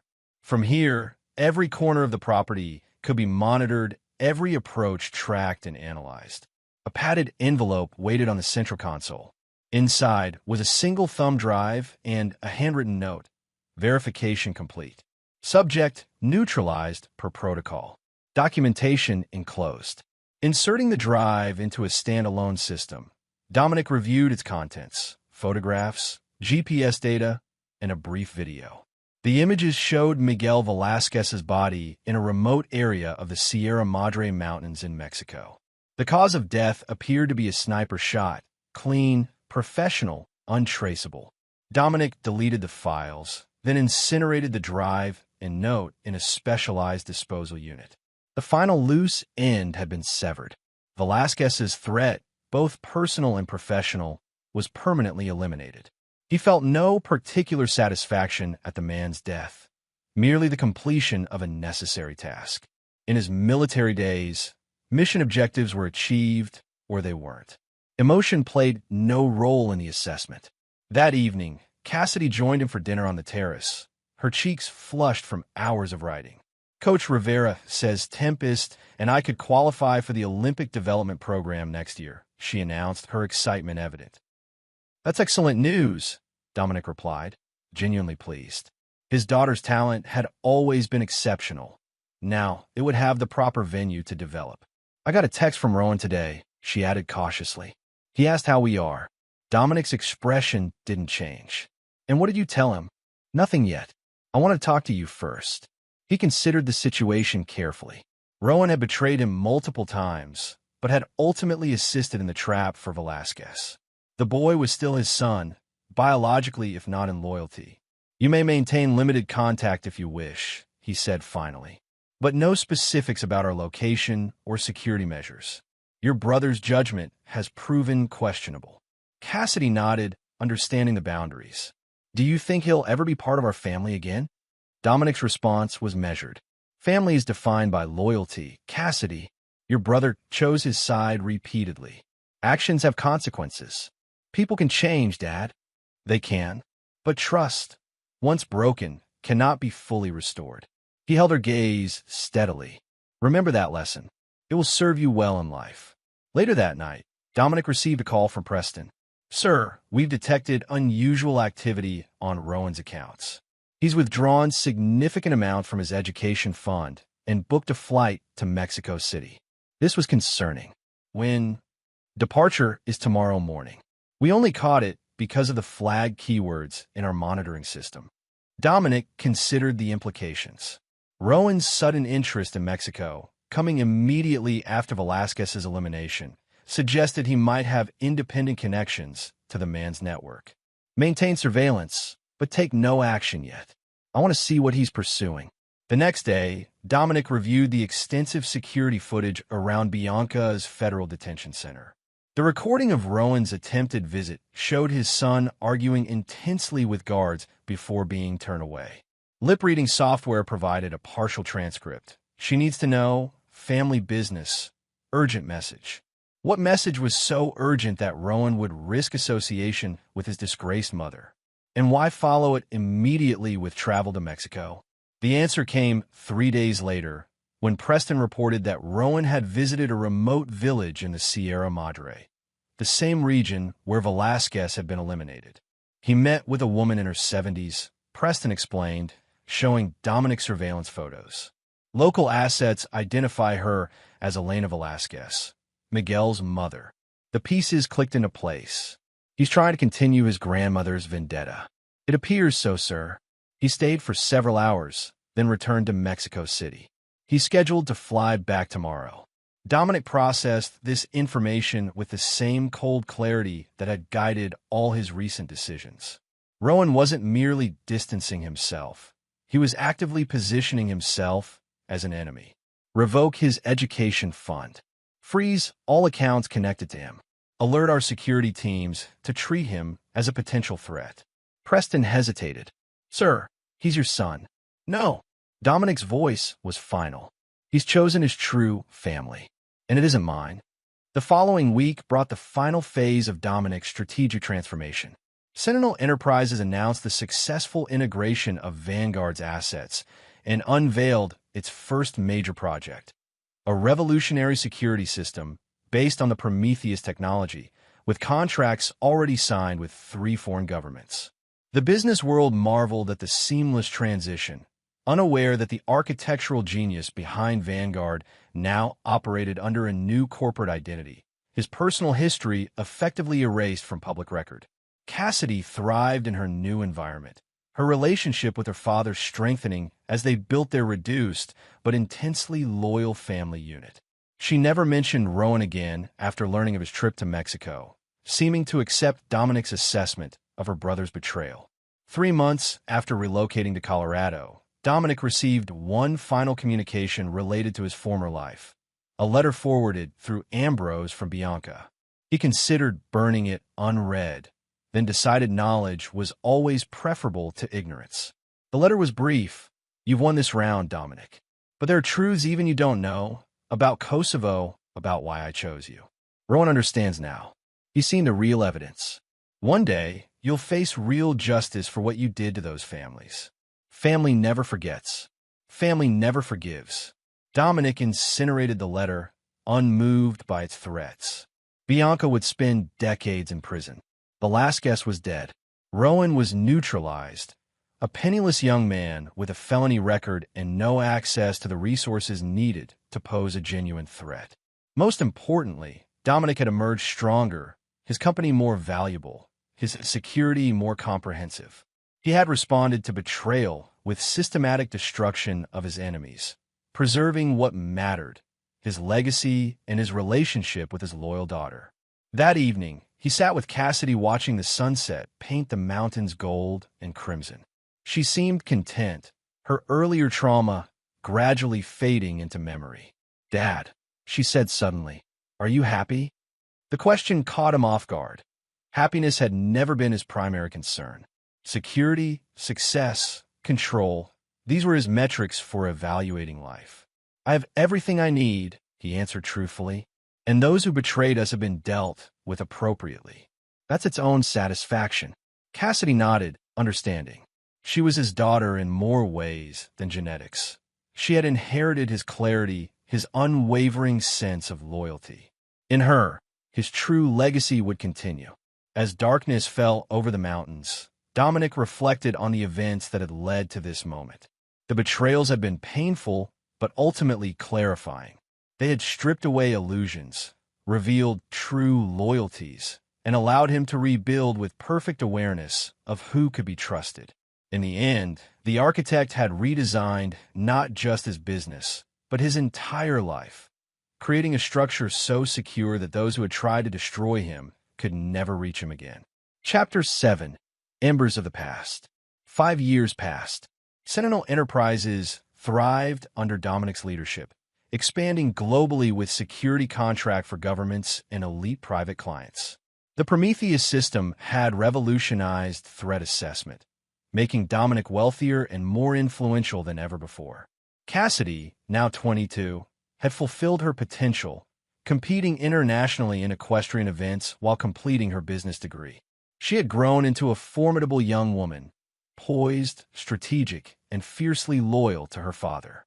The Colorado estate had become a true home, its security measures constantly updated to maintain their impenetrability. The past seemed firmly buried, relevant only as a lesson in vigilance. Until the day Preston delivered unexpected news. "Sir, Bianca Vanguard has died in federal custody." Dominic looked up from architectural plans for a new Sentinel facility in Dubai. Cause: officially, complications from pneumonia. She was in the medical ward for 3 weeks before succumbing yesterday. Dominic absorbed this information without visible reaction. Bianca's death was simply the closing of a chapter, neither cause for celebration nor mourning. "Has Cassidy been informed?" "Not yet, sir. I thought you might prefer to tell her yourself." Dominic nodded. "Thank you. Any other developments I should be aware of?" Preston hesitated. Rowan visited her frequently during her illness. According to our sources, he was present when she died. This was noteworthy. Despite having his financial support severed, Rowan had maintained his connection to Bianca. "And what is my son doing these days?" "He's a journalist now, working for an online news outlet specializing in corporate accountability. Nothing prominent, but he's developed a following for exposés on security contractors." Dominic raised an eyebrow. "Including Sentinel?" "Not directly. He's careful to focus on companies with documented ethical violations. His work is actually quite thorough. An interesting development.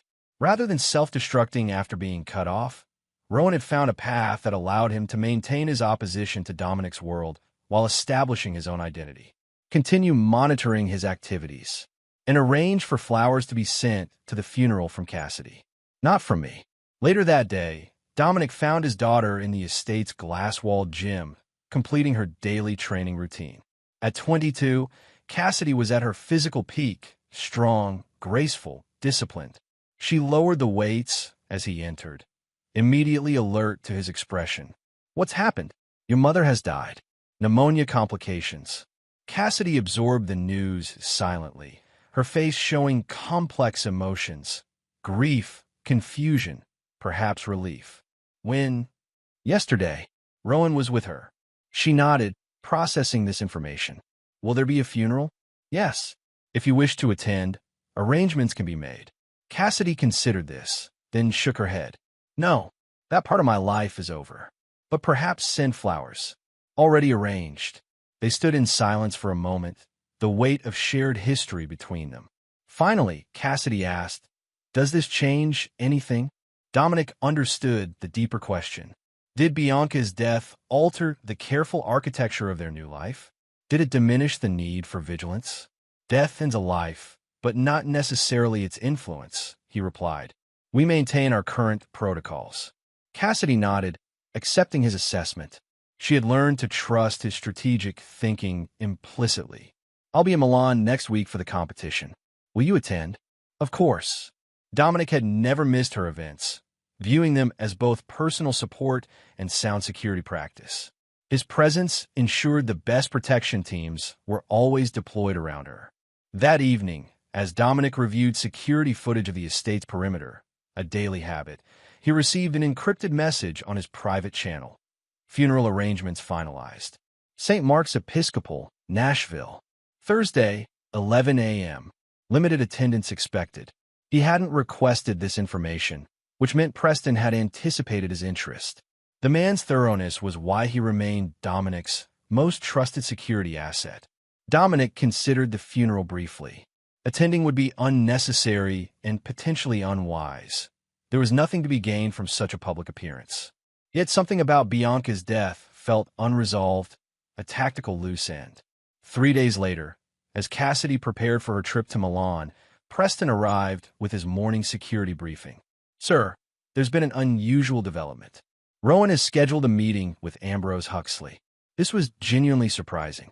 Ambrose had remained with Sentinel after the transition, one of the few who knew the complete history of Dominic's strategic retreat from Nashville. "When?" "Tomorrow." Ambrose reported it immediately, of course. "He's awaiting your instructions." Dominic considered his options. Rowan reaching out to Ambrose suggested he was seeking information, perhaps trying to understand more about the events that had fractured the family. "Tell Ambrose to meet with him. Record everything. I want a full analysis afterward." The timing, immediately after Bianca's death, couldn't be coincidental. Something had been set in motion, and Dominic needed to understand its parameters before deciding how to respond. "Also," he added, "I've reconsidered the funeral. Make arrangements for remote observation. I want eyes inside the church and complete surveillance of attendees." Preston nodded. "Already in progress, sir." The day of Bianca's funeral brought overcast skies to Nashville, appropriate weather for the small gathering at St. Mark's Episcopal. Through secure video feed, Dominic watched the proceedings from his Colorado office. The attendance was sparse. A handful of former colleagues from the Callaway Foundation, a few distant relatives, Rowan, and surprisingly, Diana Colburn, the art curator who had been friendly with both Dominic and Bianca years ago. Rowan delivered a brief eulogy, his words careful and measured. He spoke of his mother's intelligence, her dedication to psychology, her love for her children. Not once did he mention Dominic or the circumstances that had led to her imprisonment. After the service, the surveillance team reported a private conversation between Rowan and Diana in the church garden. The audio was partially captured. "Diana, have you told him yet?" Rowan, "Not yet. The timing needs to be right." Diana, "He deserves to know the truth, especially now." Rowan, "Truth hasn't exactly been valued in our family." The exchange raised immediate flags in Dominic's tactical assessment. What truth was Diana referring to? And why would Rowan need to tell him anything? The answer came the following day when Preston reported on Rowan's meeting with Ambrose. "Sir," Rowan presented Ambrose with DNA test results. "He claims they prove he is not your biological son." Dominic's expression remained impassive, but his mind raced through implications. "Explain." According to the documentation, which appears authentic, Bianca was already pregnant when you met. The biological father is listed as Miguel Velasquez. The revelation locked into place like the final tumbler in a complex lock. Bianca's long game suddenly became clear. She hadn't just married Dominic to gather intelligence on Kosovo. She had infiltrated his life to place Velasquez's child in his household, creating the ultimate sleeper agent. "And Cassidy?" Dominic asked, his voice perfectly controlled. "The tests only address Rowan's parentage. There's no information about Cassidy." Dominic nodded, processing this new intelligence. Did Rowan explain why he's revealing this now? He told Ambrose that Bianca confessed everything before her death. Apparently, she kept extensive records, journals, recordings, documentation about Kosovo and her relationship with Velasquez. She left these materials to Rowan with specific instructions about their use, which are unknown. Rowan didn't elaborate. Dominic rose from his desk, moving to the window that overlooked the mountains. The stillness within him remained undisturbed, his tactical mind already calculating response scenarios. Have Cassidy's DNA compared against mine, discreetly, using samples from the medical records in our secure archive, and increase surveillance on Rowan. I want to know everyone he contacts, especially any connection to Elena Velasquez in Mexico. As Preston left to execute these instructions, Dominic considered the strategic implications. If Rowan wasn't his biological son, it explained the boy's persistent disloyalty. But it also meant Bianca's deception had been even more comprehensive than he'd understood. The question now was Rowan's intent. Was he simply seeking truth about his parentage? Or was this the opening move in a new attack, the continuation of Velasquez's vendetta, now carried forward by his son? That evening, Dominic received confirmation. The DNA comparison showed Cassidy was definitively his biological daughter. The relief he felt was genuine. Despite his emotional control, the thought of both children being part of Bianca's deception would have been a blow. 2 days later, as Dominic and his security team prepared for the trip to Milan for Cassidy's competition, Preston delivered another update. "Sir, Rowan has published an article. It's about you." Dominic accepted the tablet Preston offered, scanning the lengthy piece titled "The Architect of Deception, Domestic Counterintelligence, and the Price of Security." The article was meticulously researched, detailing how Dominic had deployed military-grade surveillance against his own family for years before the final confrontation. It revealed the extensive monitoring systems in the Nashville estate, the tracking of Bianca's movements, the infiltration of her foundation's communications. Most damning, it included excerpts from Dominic's own security logs, documentation that should have been impossible for Rowan to access. "How do you get these files?" Dominic asked, his voice dangerously calm. Preston looked genuinely troubled. "We're investigating, sir. The most likely explanation is that Bianca had a backup system we never discovered, perhaps something she established years ago." The article carefully avoided classified information about Kosovo or Dominic's military service. Instead, it focused on the ethics of domestic surveillance, using the Vanguard family's destruction as a case study in paranoia and control. "He's being strategic," Dominic observed, "undermining my reputation without exposing himself to national security charges." The article is gaining traction, Preston confirmed. Several major news outlets have picked it up. Sentinel's PR team is preparing a response focusing on the criminal convictions of Bianca and Reeves. Dominic closed the tablet. No response. Engaging would validate his platform. "Sir, your reputation is irrelevant compared to operational security." Dominic's tone ended the discussion. "Proceed with preparations for Milan. Increase Cassidy's protection detail. And find out who helped Rowan access those files. Someone betrayed us, and I want to know who." The Milan trip proceeded as planned, with Cassidy capturing second place in her event. She performed flawlessly despite the turbulence surrounding Rowan's article, which she had read but not discussed with her father. On their return flight to Colorado, she finally broached the subject. "Rowan claims he's not your biological son." Dominic met her gaze steadily. "DNA tests confirm his claim. And me, you are unquestionably my daughter." Cassidy nodded, relief visible in her slight smile. "I never doubted it. We're too much alike." She hesitated before asking, "What will you do about his article?" "Nothing." Responding would only amplify his message. "He won't stop, you know. This is just the beginning." Dominic respected her assessment. Cassidy had always possessed exceptional insight.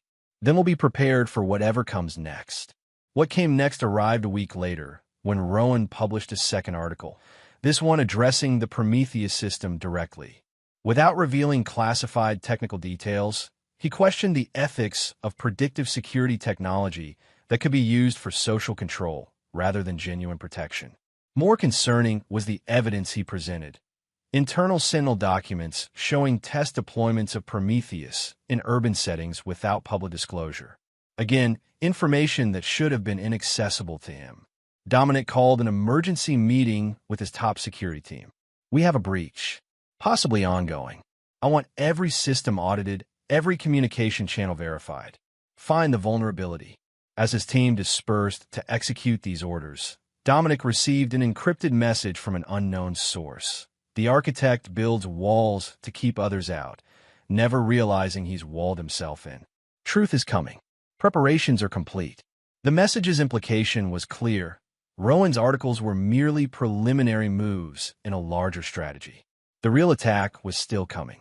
Dominic activated the highest security protocols for the Colorado estate and Sentinel's headquarters.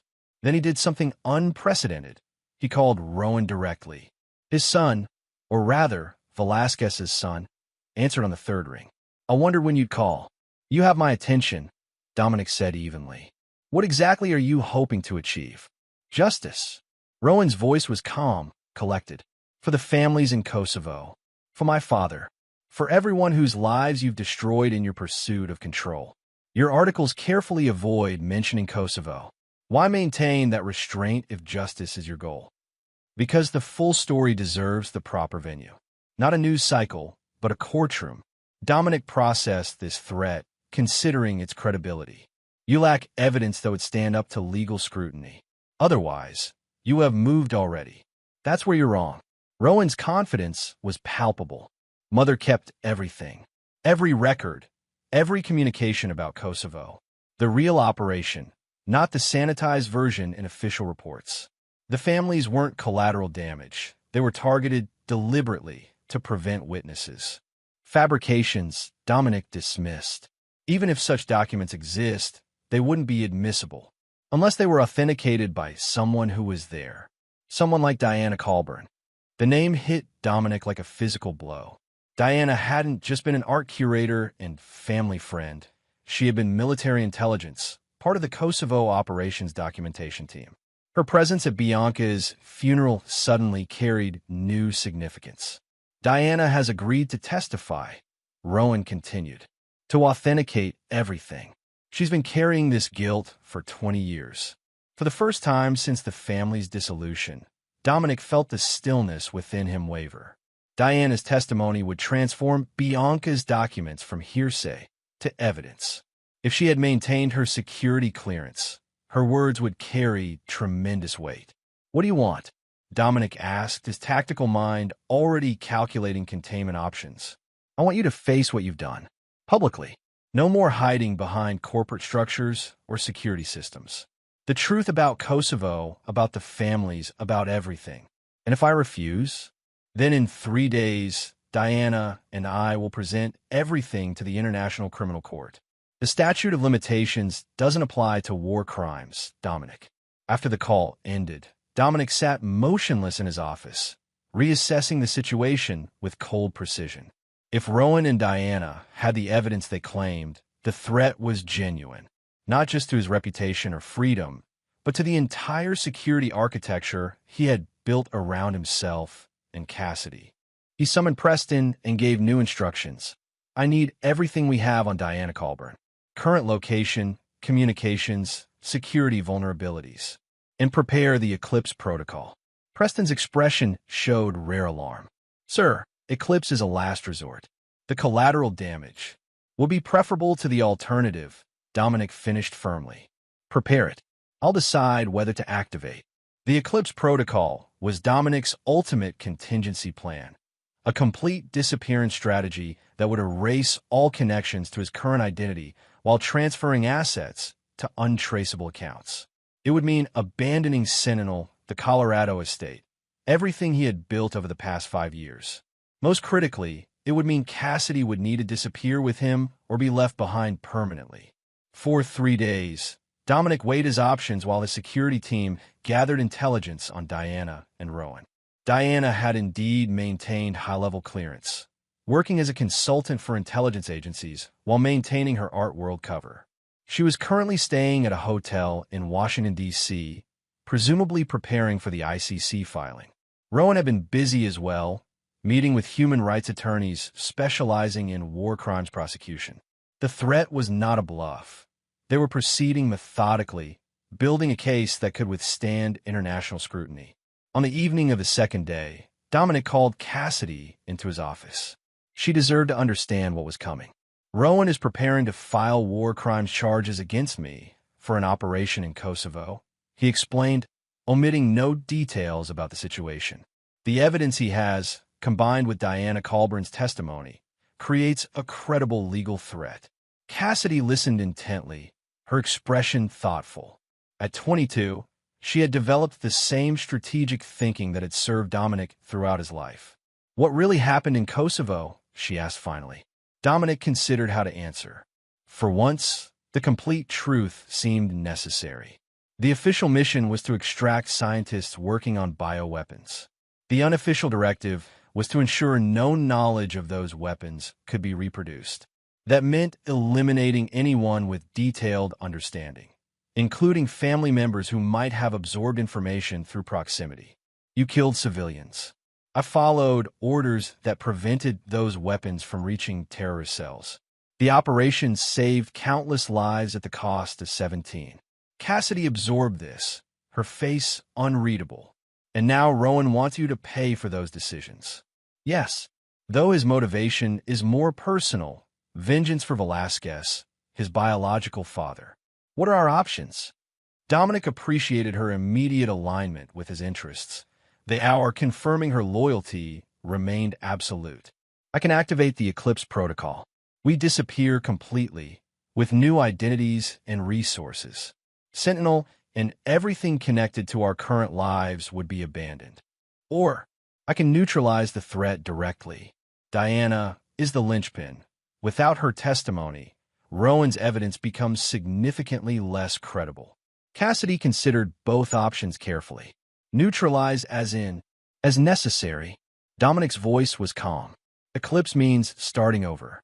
Everything you've built, your competitive career, your future at Sentinel, would be lost, while eliminating Diana might preserve everything.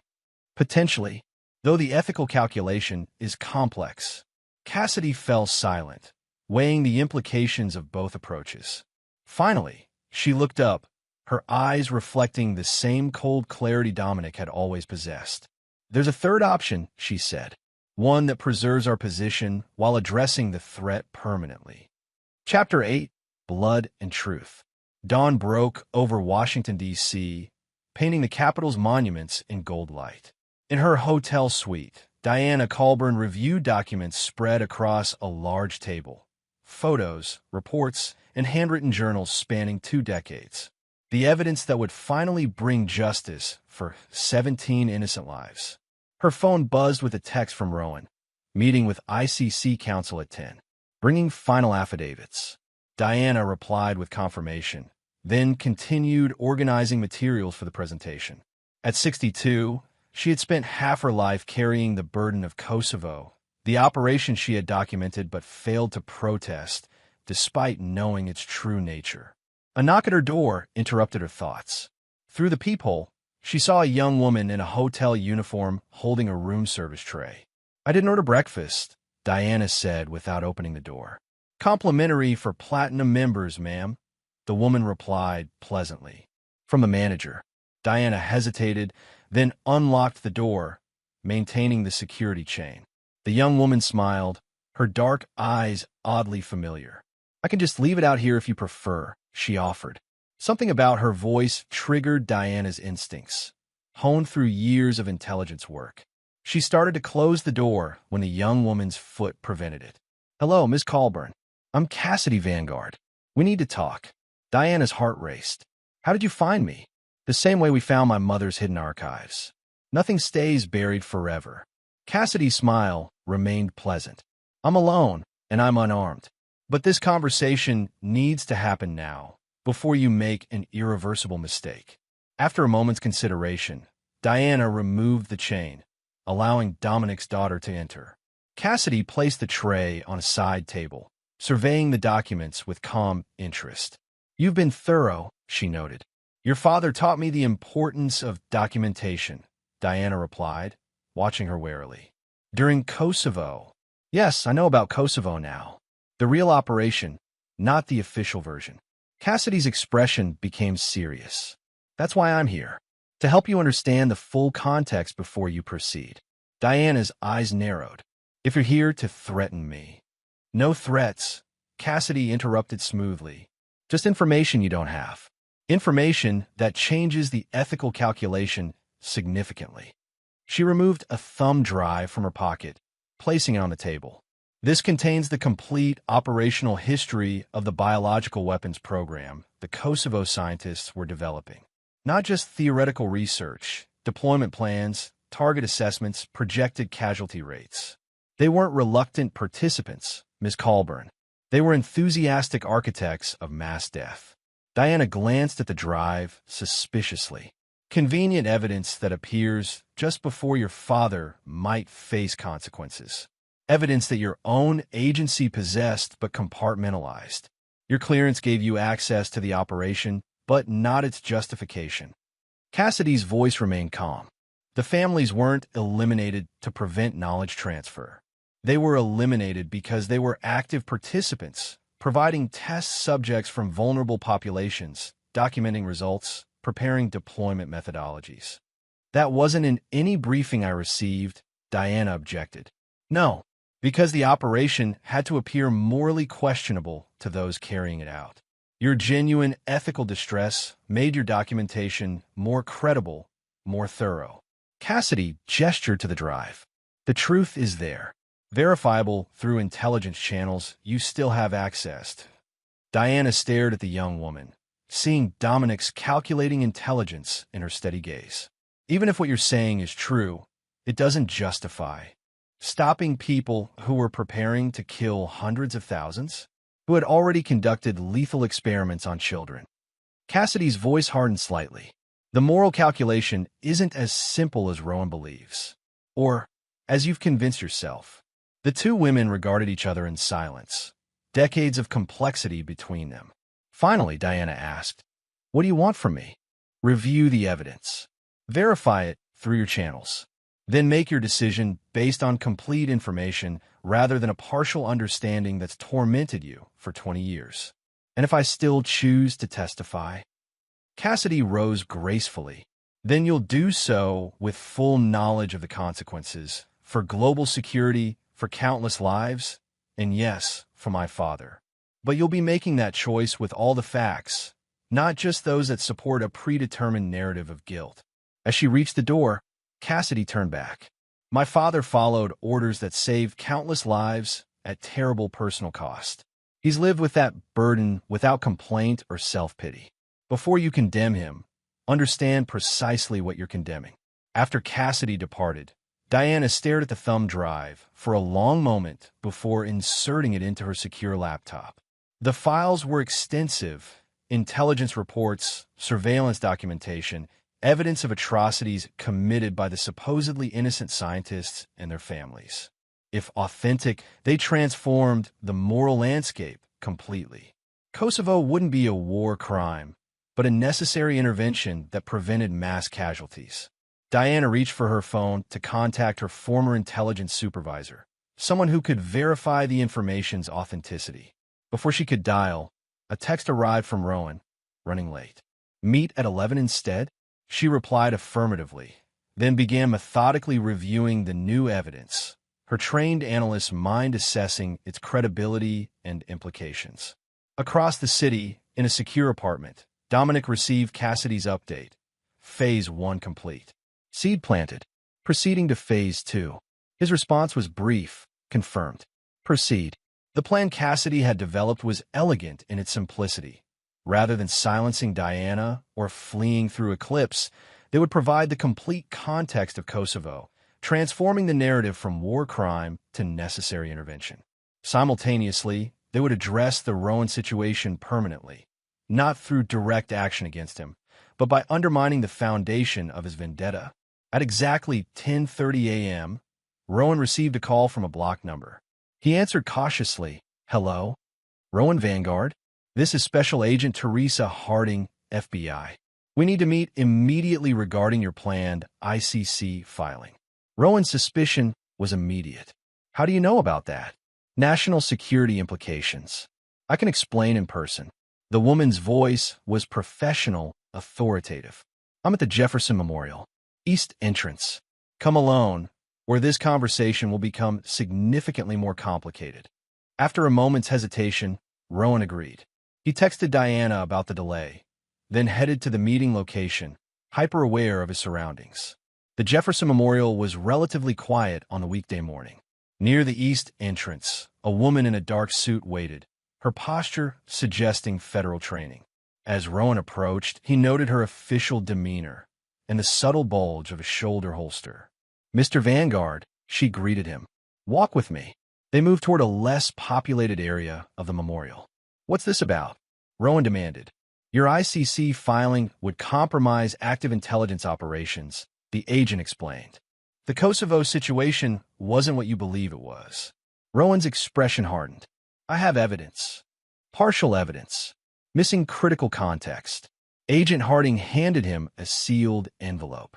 This is a national security letter prohibiting disclosure of classified information related to Operation Blackfish. Violation carries a minimum 20-year sentence. Rowan examined the document. Official FBI letterhead, proper legal language, apparently authentic. This is intimidation. This is national security. The agent's tone remained professional. The scientists weren't developing vaccines, Mr. Vanguard. They were weaponizing smallpox with a 90% mortality rate. Their families weren't innocent bystanders. They were active participants in human experimentation. My mother created a narrative that supported her cousin's vendetta. Agent Harding's expression softened slightly. Miguel Velasquez wasn't abandoned by your father. He was extracted, but subsequently went rogue, selling intel to hostile entities. The official death was covered to prevent further compromise. Rowan's mind raced, trying to process this new information against the narrative he'd accepted for years. I don't believe you. Your belief is irrelevant to the facts. The agent nodded toward the envelope. That document has been filed with the ICC as well. Your submission will be sealed under international security protocols. As Rowan struggled to formulate a response, the agent added, you should also know that Diana Colburn is currently meeting with her former agency handlers, reviewing the complete operational history. The narrative you've built is collapsing, Mr. Vanguard. This is my father's doing, Rowan said bitterly. More manipulation. This is the intelligence community protecting its operations and assets. Agent Harding checked her watch. You have a choice. Proceed with your filing and face federal charges, or recognize that you've been operating with incomplete information and stand down. She began walking away, then turned back. One more thing. DNA doesn't make someone your father. 20 years of raising you, providing for you, protecting you, that's fatherhood. Whatever Miguel Velasquez contributed genetically, he wasn't your father. Dominic Vanguard was. As the agent disappeared into the morning crowd, Rowan stood motionless, the envelope heavy in his hand. His phone buzzed with a text from Diana. Need to discuss new information before meeting. Come to my hotel. 30 minutes later, Rowan sat in Diana's suite, listening as she methodically outlined what she had discovered after verifying the contents of Cassidy's thumb drive. The intelligence is authentic, she concluded. I've confirmed through 3 separate channels. The Kosovo scientists weren't victims. They were preparing a biological attack that could have killed millions. This is exactly what that FBI agent told me, Rowan said, frowning. Too convenient. Rowan, I've spent 20 years believing we committed an atrocity in Kosovo. That belief has shaped my entire life since. Diana's voice was tired but certain. But I can't ignore evidence that contradicts that belief, especially when it's verified by sources I trust implicitly. So you're backing out? Rowan's voice held accusation. I'm acknowledging that the moral question is more complex than either of us understood. Diana gestured to the documents spread across the table. Your mother created a narrative based on Velasquez's perspective. A perspective that was fundamentally flawed because he didn't have access to the intelligence justifying the operation. She wouldn't have dedicated her life to a lie, Rowan insisted. She dedicated her life to avenging the man she loved. Diana corrected gently. Bianca was brilliant, but her judgment was compromised by emotion. She saw what she needed to see in the evidence. Rowan struggled with this perspective shift, years of certainty crumbling under the weight of new information. Even if the operation was justified, my father, Dominic, still surveilled his own family, still destroyed lives when he felt threatened, because he recognized the threat was real. Diana's expression was compassionate but firm. Bianca was actively working against him. You were being manipulated to assist. His response was proportionate to the actual danger, not some paranoid fantasy. The conversation continued for hours, with Diana systematically dismantling the narrative Rowan had accepted for years. By afternoon, his certainty had eroded significantly, replaced by uncomfortable doubt. What will you do now? Diana asked finally. Rowan stared out the window at the Washington skyline. I don't know. Everything I believed, everything I've worked toward, was based on incomplete information. Diana finished. There's no shame in reassessing when new evidence emerges. That's intellectual integrity. As Rowan left Diana's hotel, conflicted and unsettled, he found Cassidy waiting beside a black SUV across the street. "Hello, brother," she said, her expression unreadable. "I think it's time we talked." "Really talked?" Rowan hesitated, then nodded. "I suppose we should." Inside the vehicle, as they drove through Washington streets, Cassidy spoke with the direct precision that marked her as Dominic's daughter. "You've discovered that Kosovo wasn't what you believed," she began. "That changes the moral equation significantly." "If the information is accurate," Rowan qualified. "It is. But that's not why I wanted to speak with you." Cassidy's gaze was steady. "You've spent years defining yourself in opposition to our father. First as a betrayed son, then as an avenging one. But those identities were built on fundamentals that no longer exist." Rowan looked away. Meaning it's time to decide who you are without that opposition. Who Rowan Vanguard is when he's not crusading against Dominic. The question struck deeper than Rowan expected. His entire adult life had been shaped by the narrative of betrayal and justice. Without it, what remained? "I've built a career," he said finally. "My journalism stands on its own merits." "It does," Cassidy agreed. "You're exceptional at exposing actual wrongdoing. That talent doesn't disappear with this revelation." They rode in silence for several minutes before Rowan asked, "Did you know? About Kosovo, about my real father?" "I learned everything recently," Cassidy answered honestly. "DNA doesn't change who raised us, Rowan. Dominic is your father in every way that matters." He cut me off. Completely. After multiple betrayals.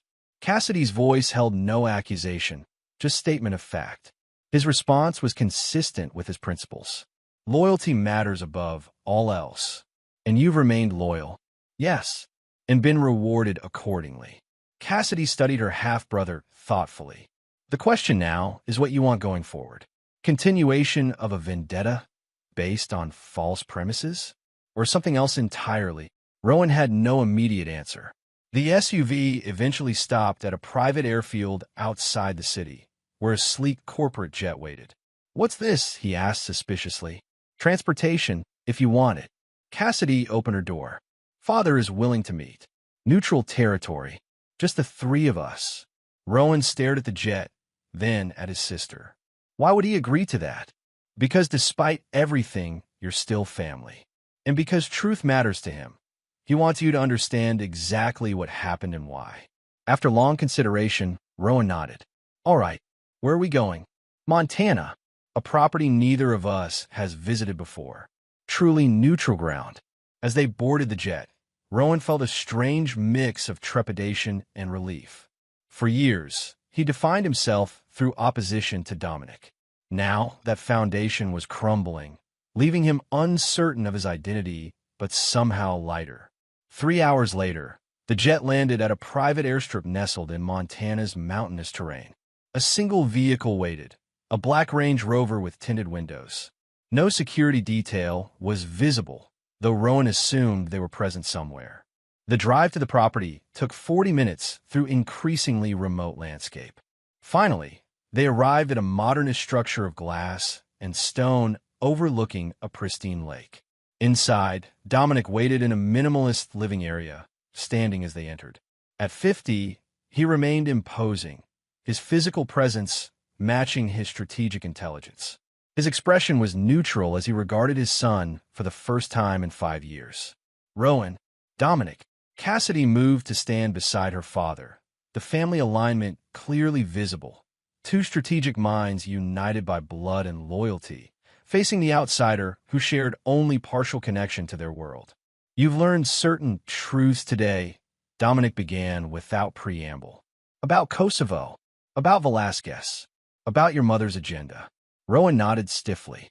"If the information is accurate." "It is. Verified by multiple intelligence sources, as Diana confirmed." "Why reveal this now? Why not when everything fell apart?" Dominic considered the question. "Because at that time, you weren't prepared to hear it. Your loyalty to your mother, to Bianca, was absolute. Now, with her gone and years of independence behind you, you're capable of evaluating evidence objectively. The assessment was accurate, which irritated Rowan. Dominic had always possessed an uncanny ability to read people, to calculate their psychological responses with precision. So what happens now? Rowan asked. That depends on you. Dominic moved to a sitting area, gesturing for both his children to join him. Your campaign against me was based on false premises, but your journalistic skill is genuine. Your ethical commitment is real, even if misapplied in this case. You're offering me what? Forgiveness. Rowan's tone was skeptical. I'm offering you understanding. Dominic's gaze was steady. You acted according to the information you had, with loyalty to what you believed was right. Those are admirable qualities, even when misdirected.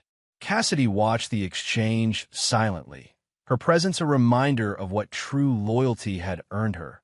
Dominic's complete trust, a position of power in his world. The question, Dominic continued, is whether you can accept that your fundamental understanding of the past was flawed. Not because you were foolish, but because you were deliberately misled by people you trusted. Rowan struggled with this framing.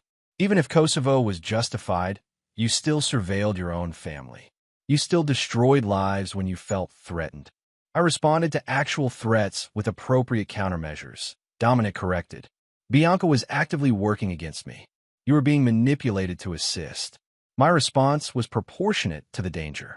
The three vanguards sat in tense silence, years of conflict hanging between them. Finally, Rowan asked the question that had been forming since his conversation with Diana. Did you know? About me? That I wasn't. He couldn't finish the sentence. Dominic's expression softened slightly. No, that revelation came only recently, and it changes nothing about our past relationship. It changes everything, Rowan insisted. DNA doesn't determine fatherhood, Dominic replied evenly. I raised you, taught you, shaped your understanding of the world. The fact that Velasquez contributed genetically is irrelevant to our relationship. This perspective, so different from what Rowan had anticipated, caught him off guard. He had expected Dominic to use his biological heritage as further justification for cutting him off. Instead, his father was dismissing it as meaningless compared to their actual history together. So what do you want from me? Rowan asked finally. Resolution, Dominic answered simply. An end to a conflict based on misunderstanding. What happens beyond that is your choice. Cassidy spoke for the first time since entering.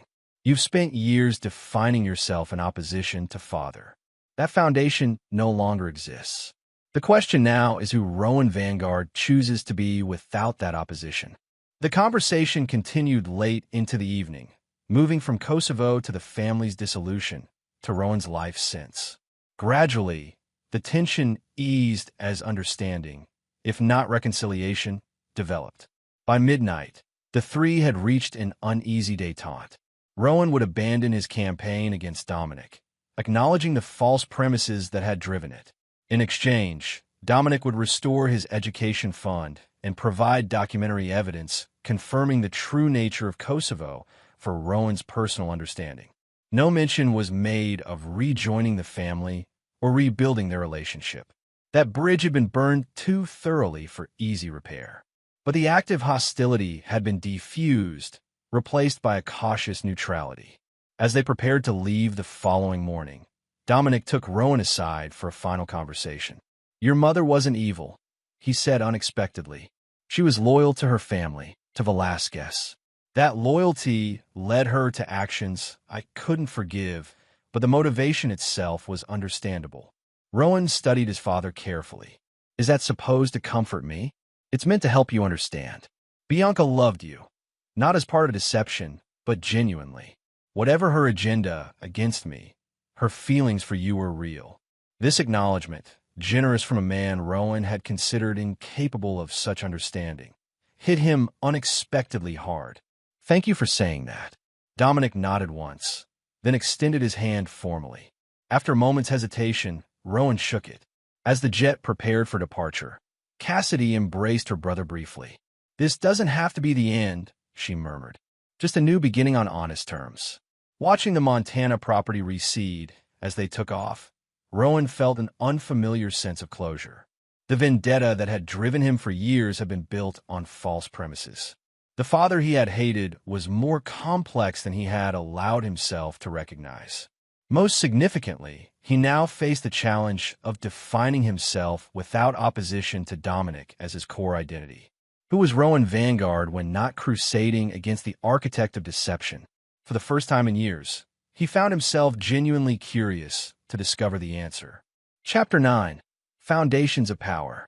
1 year after the Montana meeting, Sentinel Enterprises celebrated the opening of its new global headquarters in Denver, an architectural marvel of security and design that expressed Dominic Vanguard's philosophy in physical form. The building's stone and glass exterior projected transparency while concealing multiple layers of protection, its integration with the mountain landscape suggesting permanence and authority. Dominic stood on the executive floor, observing the final preparations for the evening's gala. At 51, he remained at the height of his powers, his company now valued at over $20 billion, his influence extending across governments and industries worldwide. Cassidy entered, impeccable in a tailored suit that signified her new role as Sentinel's chief strategy officer. At 23, she had transitioned from equestrian competition to corporate leadership, bringing her tactical intelligence to the company's expansion efforts. The Secretary of Defense confirmed his attendance, she reported, along with representatives from 7 foreign governments. Dominic nodded approval. And security protocols? Triple layered, as you specified. Preston has personally verified all systems. Their relationship had evolved from father-daughter to a partnership of equals, with Cassidy increasingly assuming responsibilities for Sentinel's most sensitive operations. Her loyalty remained absolute, her strategic thinking matching his own. The guest list? Dominic asked, though he already knew the answer. Rowan declined, as expected. Cassidy's expression revealed nothing, but he sent a message acknowledging the invitation. In the years since Montana, their relationship with Rowan had settled into a distant acknowledgement. He had ceased his campaign against Dominic, focusing instead on legitimate investigative journalism targeting actual corporate malfeasance. They maintained minimal contact, occasional messages, nothing more. His latest expose on military contractor fraud was quite thorough, Cassidy noted. The Pentagon has opened 3 investigations based on his reporting. Dominic's expression remained neutral. He's found his purpose. That's sufficient.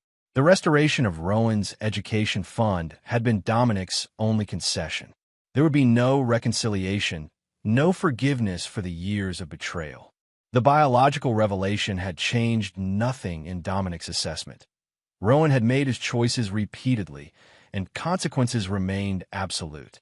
As evening approached, guests began arriving for the gala. Political figures, military leaders, technology innovators.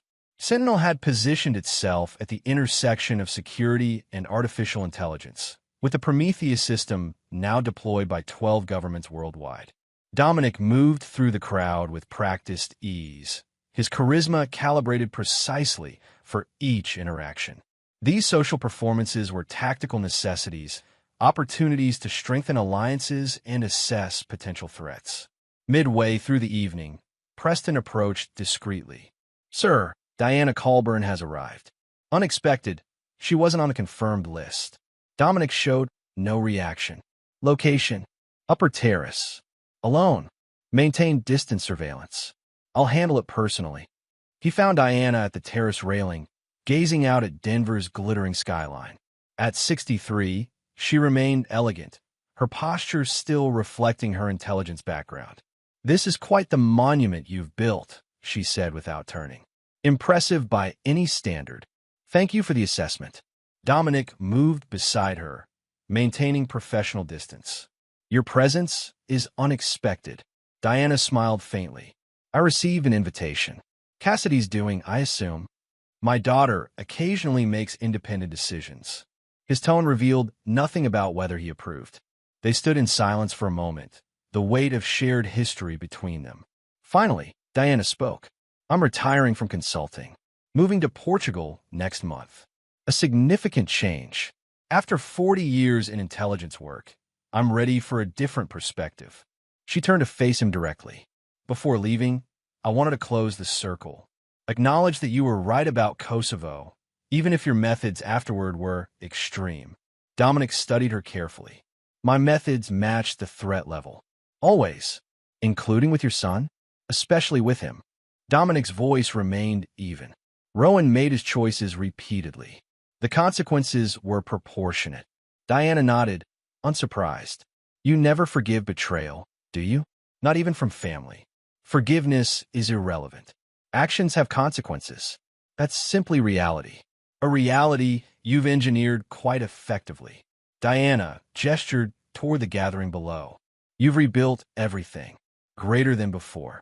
I eliminated vulnerabilities and leveraged strengths. Basic strategy. Diana's laugh held genuine amusement. There's nothing basic about what you've accomplished, Dominic. You destroyed everyone who betrayed you, while creating something more powerful from the ashes.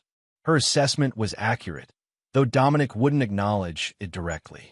The destruction of his former life had enabled the creation of something far more secure.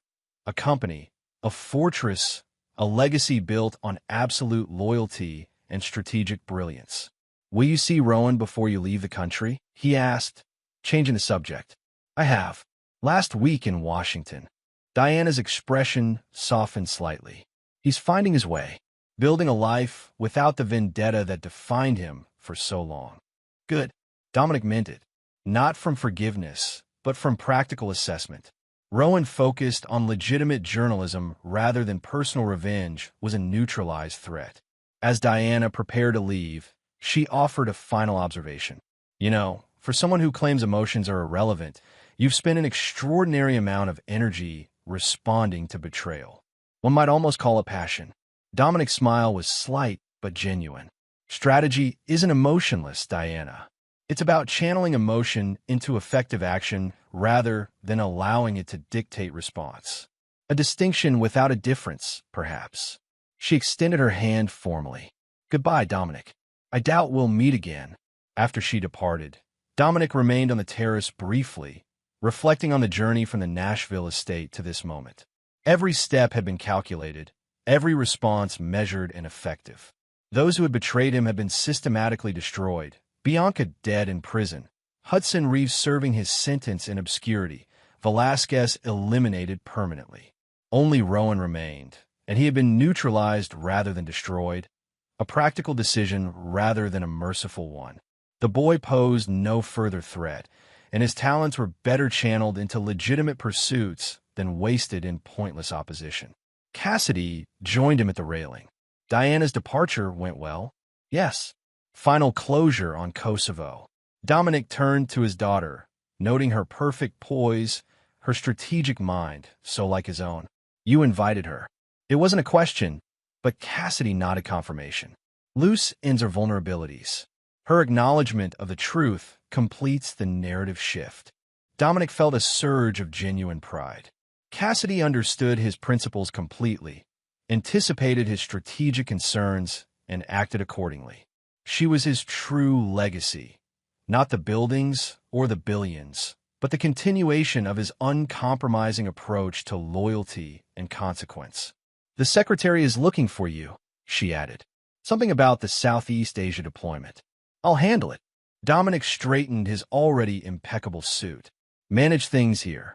As he rejoined the gala, moving with purpose toward the Secretary of Defense, Dominic reflected on the stillness that had guided him through the family's destruction and his subsequent rebuilding.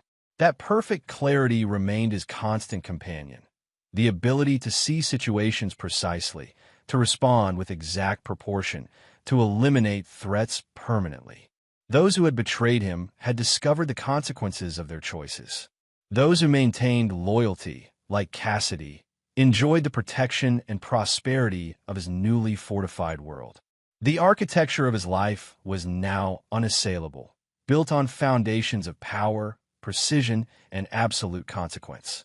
2 months after the gala, Dominic received intelligence that Bianca had arranged one final gesture before her death. A sealed package had been delivered to Rowan, with instructions to open it on the anniversary of her passing. Preston delivered this information during their morning briefing at the Colorado estate. Contents unknown, but security scans showed documents and what appears to be digital storage. Dominic absorbed this without visible reaction. Location: Rowan's apartment in New York. He's scheduled to return from assignment in 3 days. The potential threat assessment was automatic. Bianca's final communication could contain new allegations, previously unknown evidence, or simply personal vindictiveness. Whatever its contents, Dominic needed to know before Rowan accessed it. Retrieve it, he instructed. Full containment protocols. 3 hours later, the package was in Sentinel's secure laboratory, undergoing careful examination. The contents proved illuminating.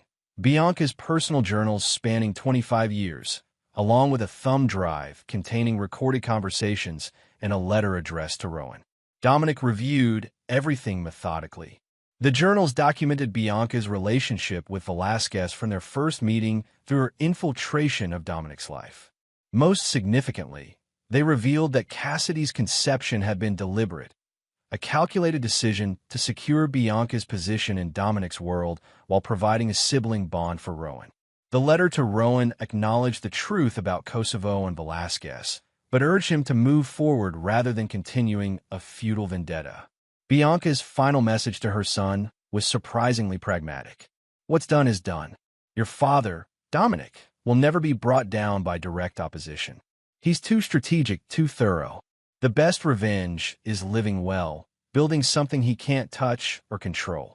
Find your own path, Rowan. That's the only victory possible now. After completing his review, Dominic instructed Preston to return the package to Rowan's apartment with no evidence of interference.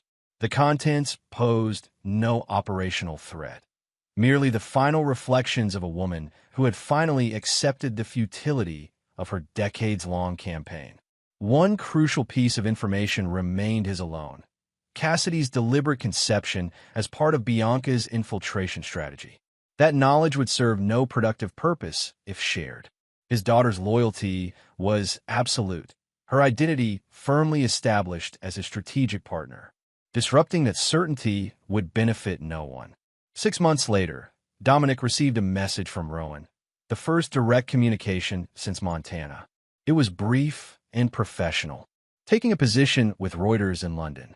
International Investigative Unit. Thought you should know. Dominic's response was equally concise. Noted, the position suits your abilities. No reconciliation was offered or expected. The distant acknowledgement was sufficient. A neutralized threat remaining neutralized, each pursuing their separate paths without unnecessary conflict. That evening, Dominic and Cassidy reviewed plans for Sentinel's next expansion, a series of security installations across Southeast Asia that would further extend their global influence. The partnership between father and daughter had reached its full potential, with Cassidy increasingly taking the lead on strategic initiatives while Dominic focused on government relationships. The Singapore facility will be operational by third quarter, she noted, highlighting key points in the presentation. Bangkok follows 6 months later. Dominic nodded approval. And the proprietary AI integration? Exclusive to our systems. The patents are locked down completely. Their working relationship was seamless. Two strategic minds operating from the same principles, the same uncompromising standards. Cassidy had learned every lesson Dominic had to teach about loyalty, consequence, and strategic response. As they concluded the review, Cassidy asked about Rowan's London position. Will it affect our European operations? No. His focus is corporate finance, not security technology. Dominic's assessment was clinical. The distance is beneficial for all parties. Cassidy accepted this without comment. Like her father, she had moved forward without looking back, treating past betrayals as closed chapters rather than ongoing concerns. The vanguard capacity for compartmentalization was absolute.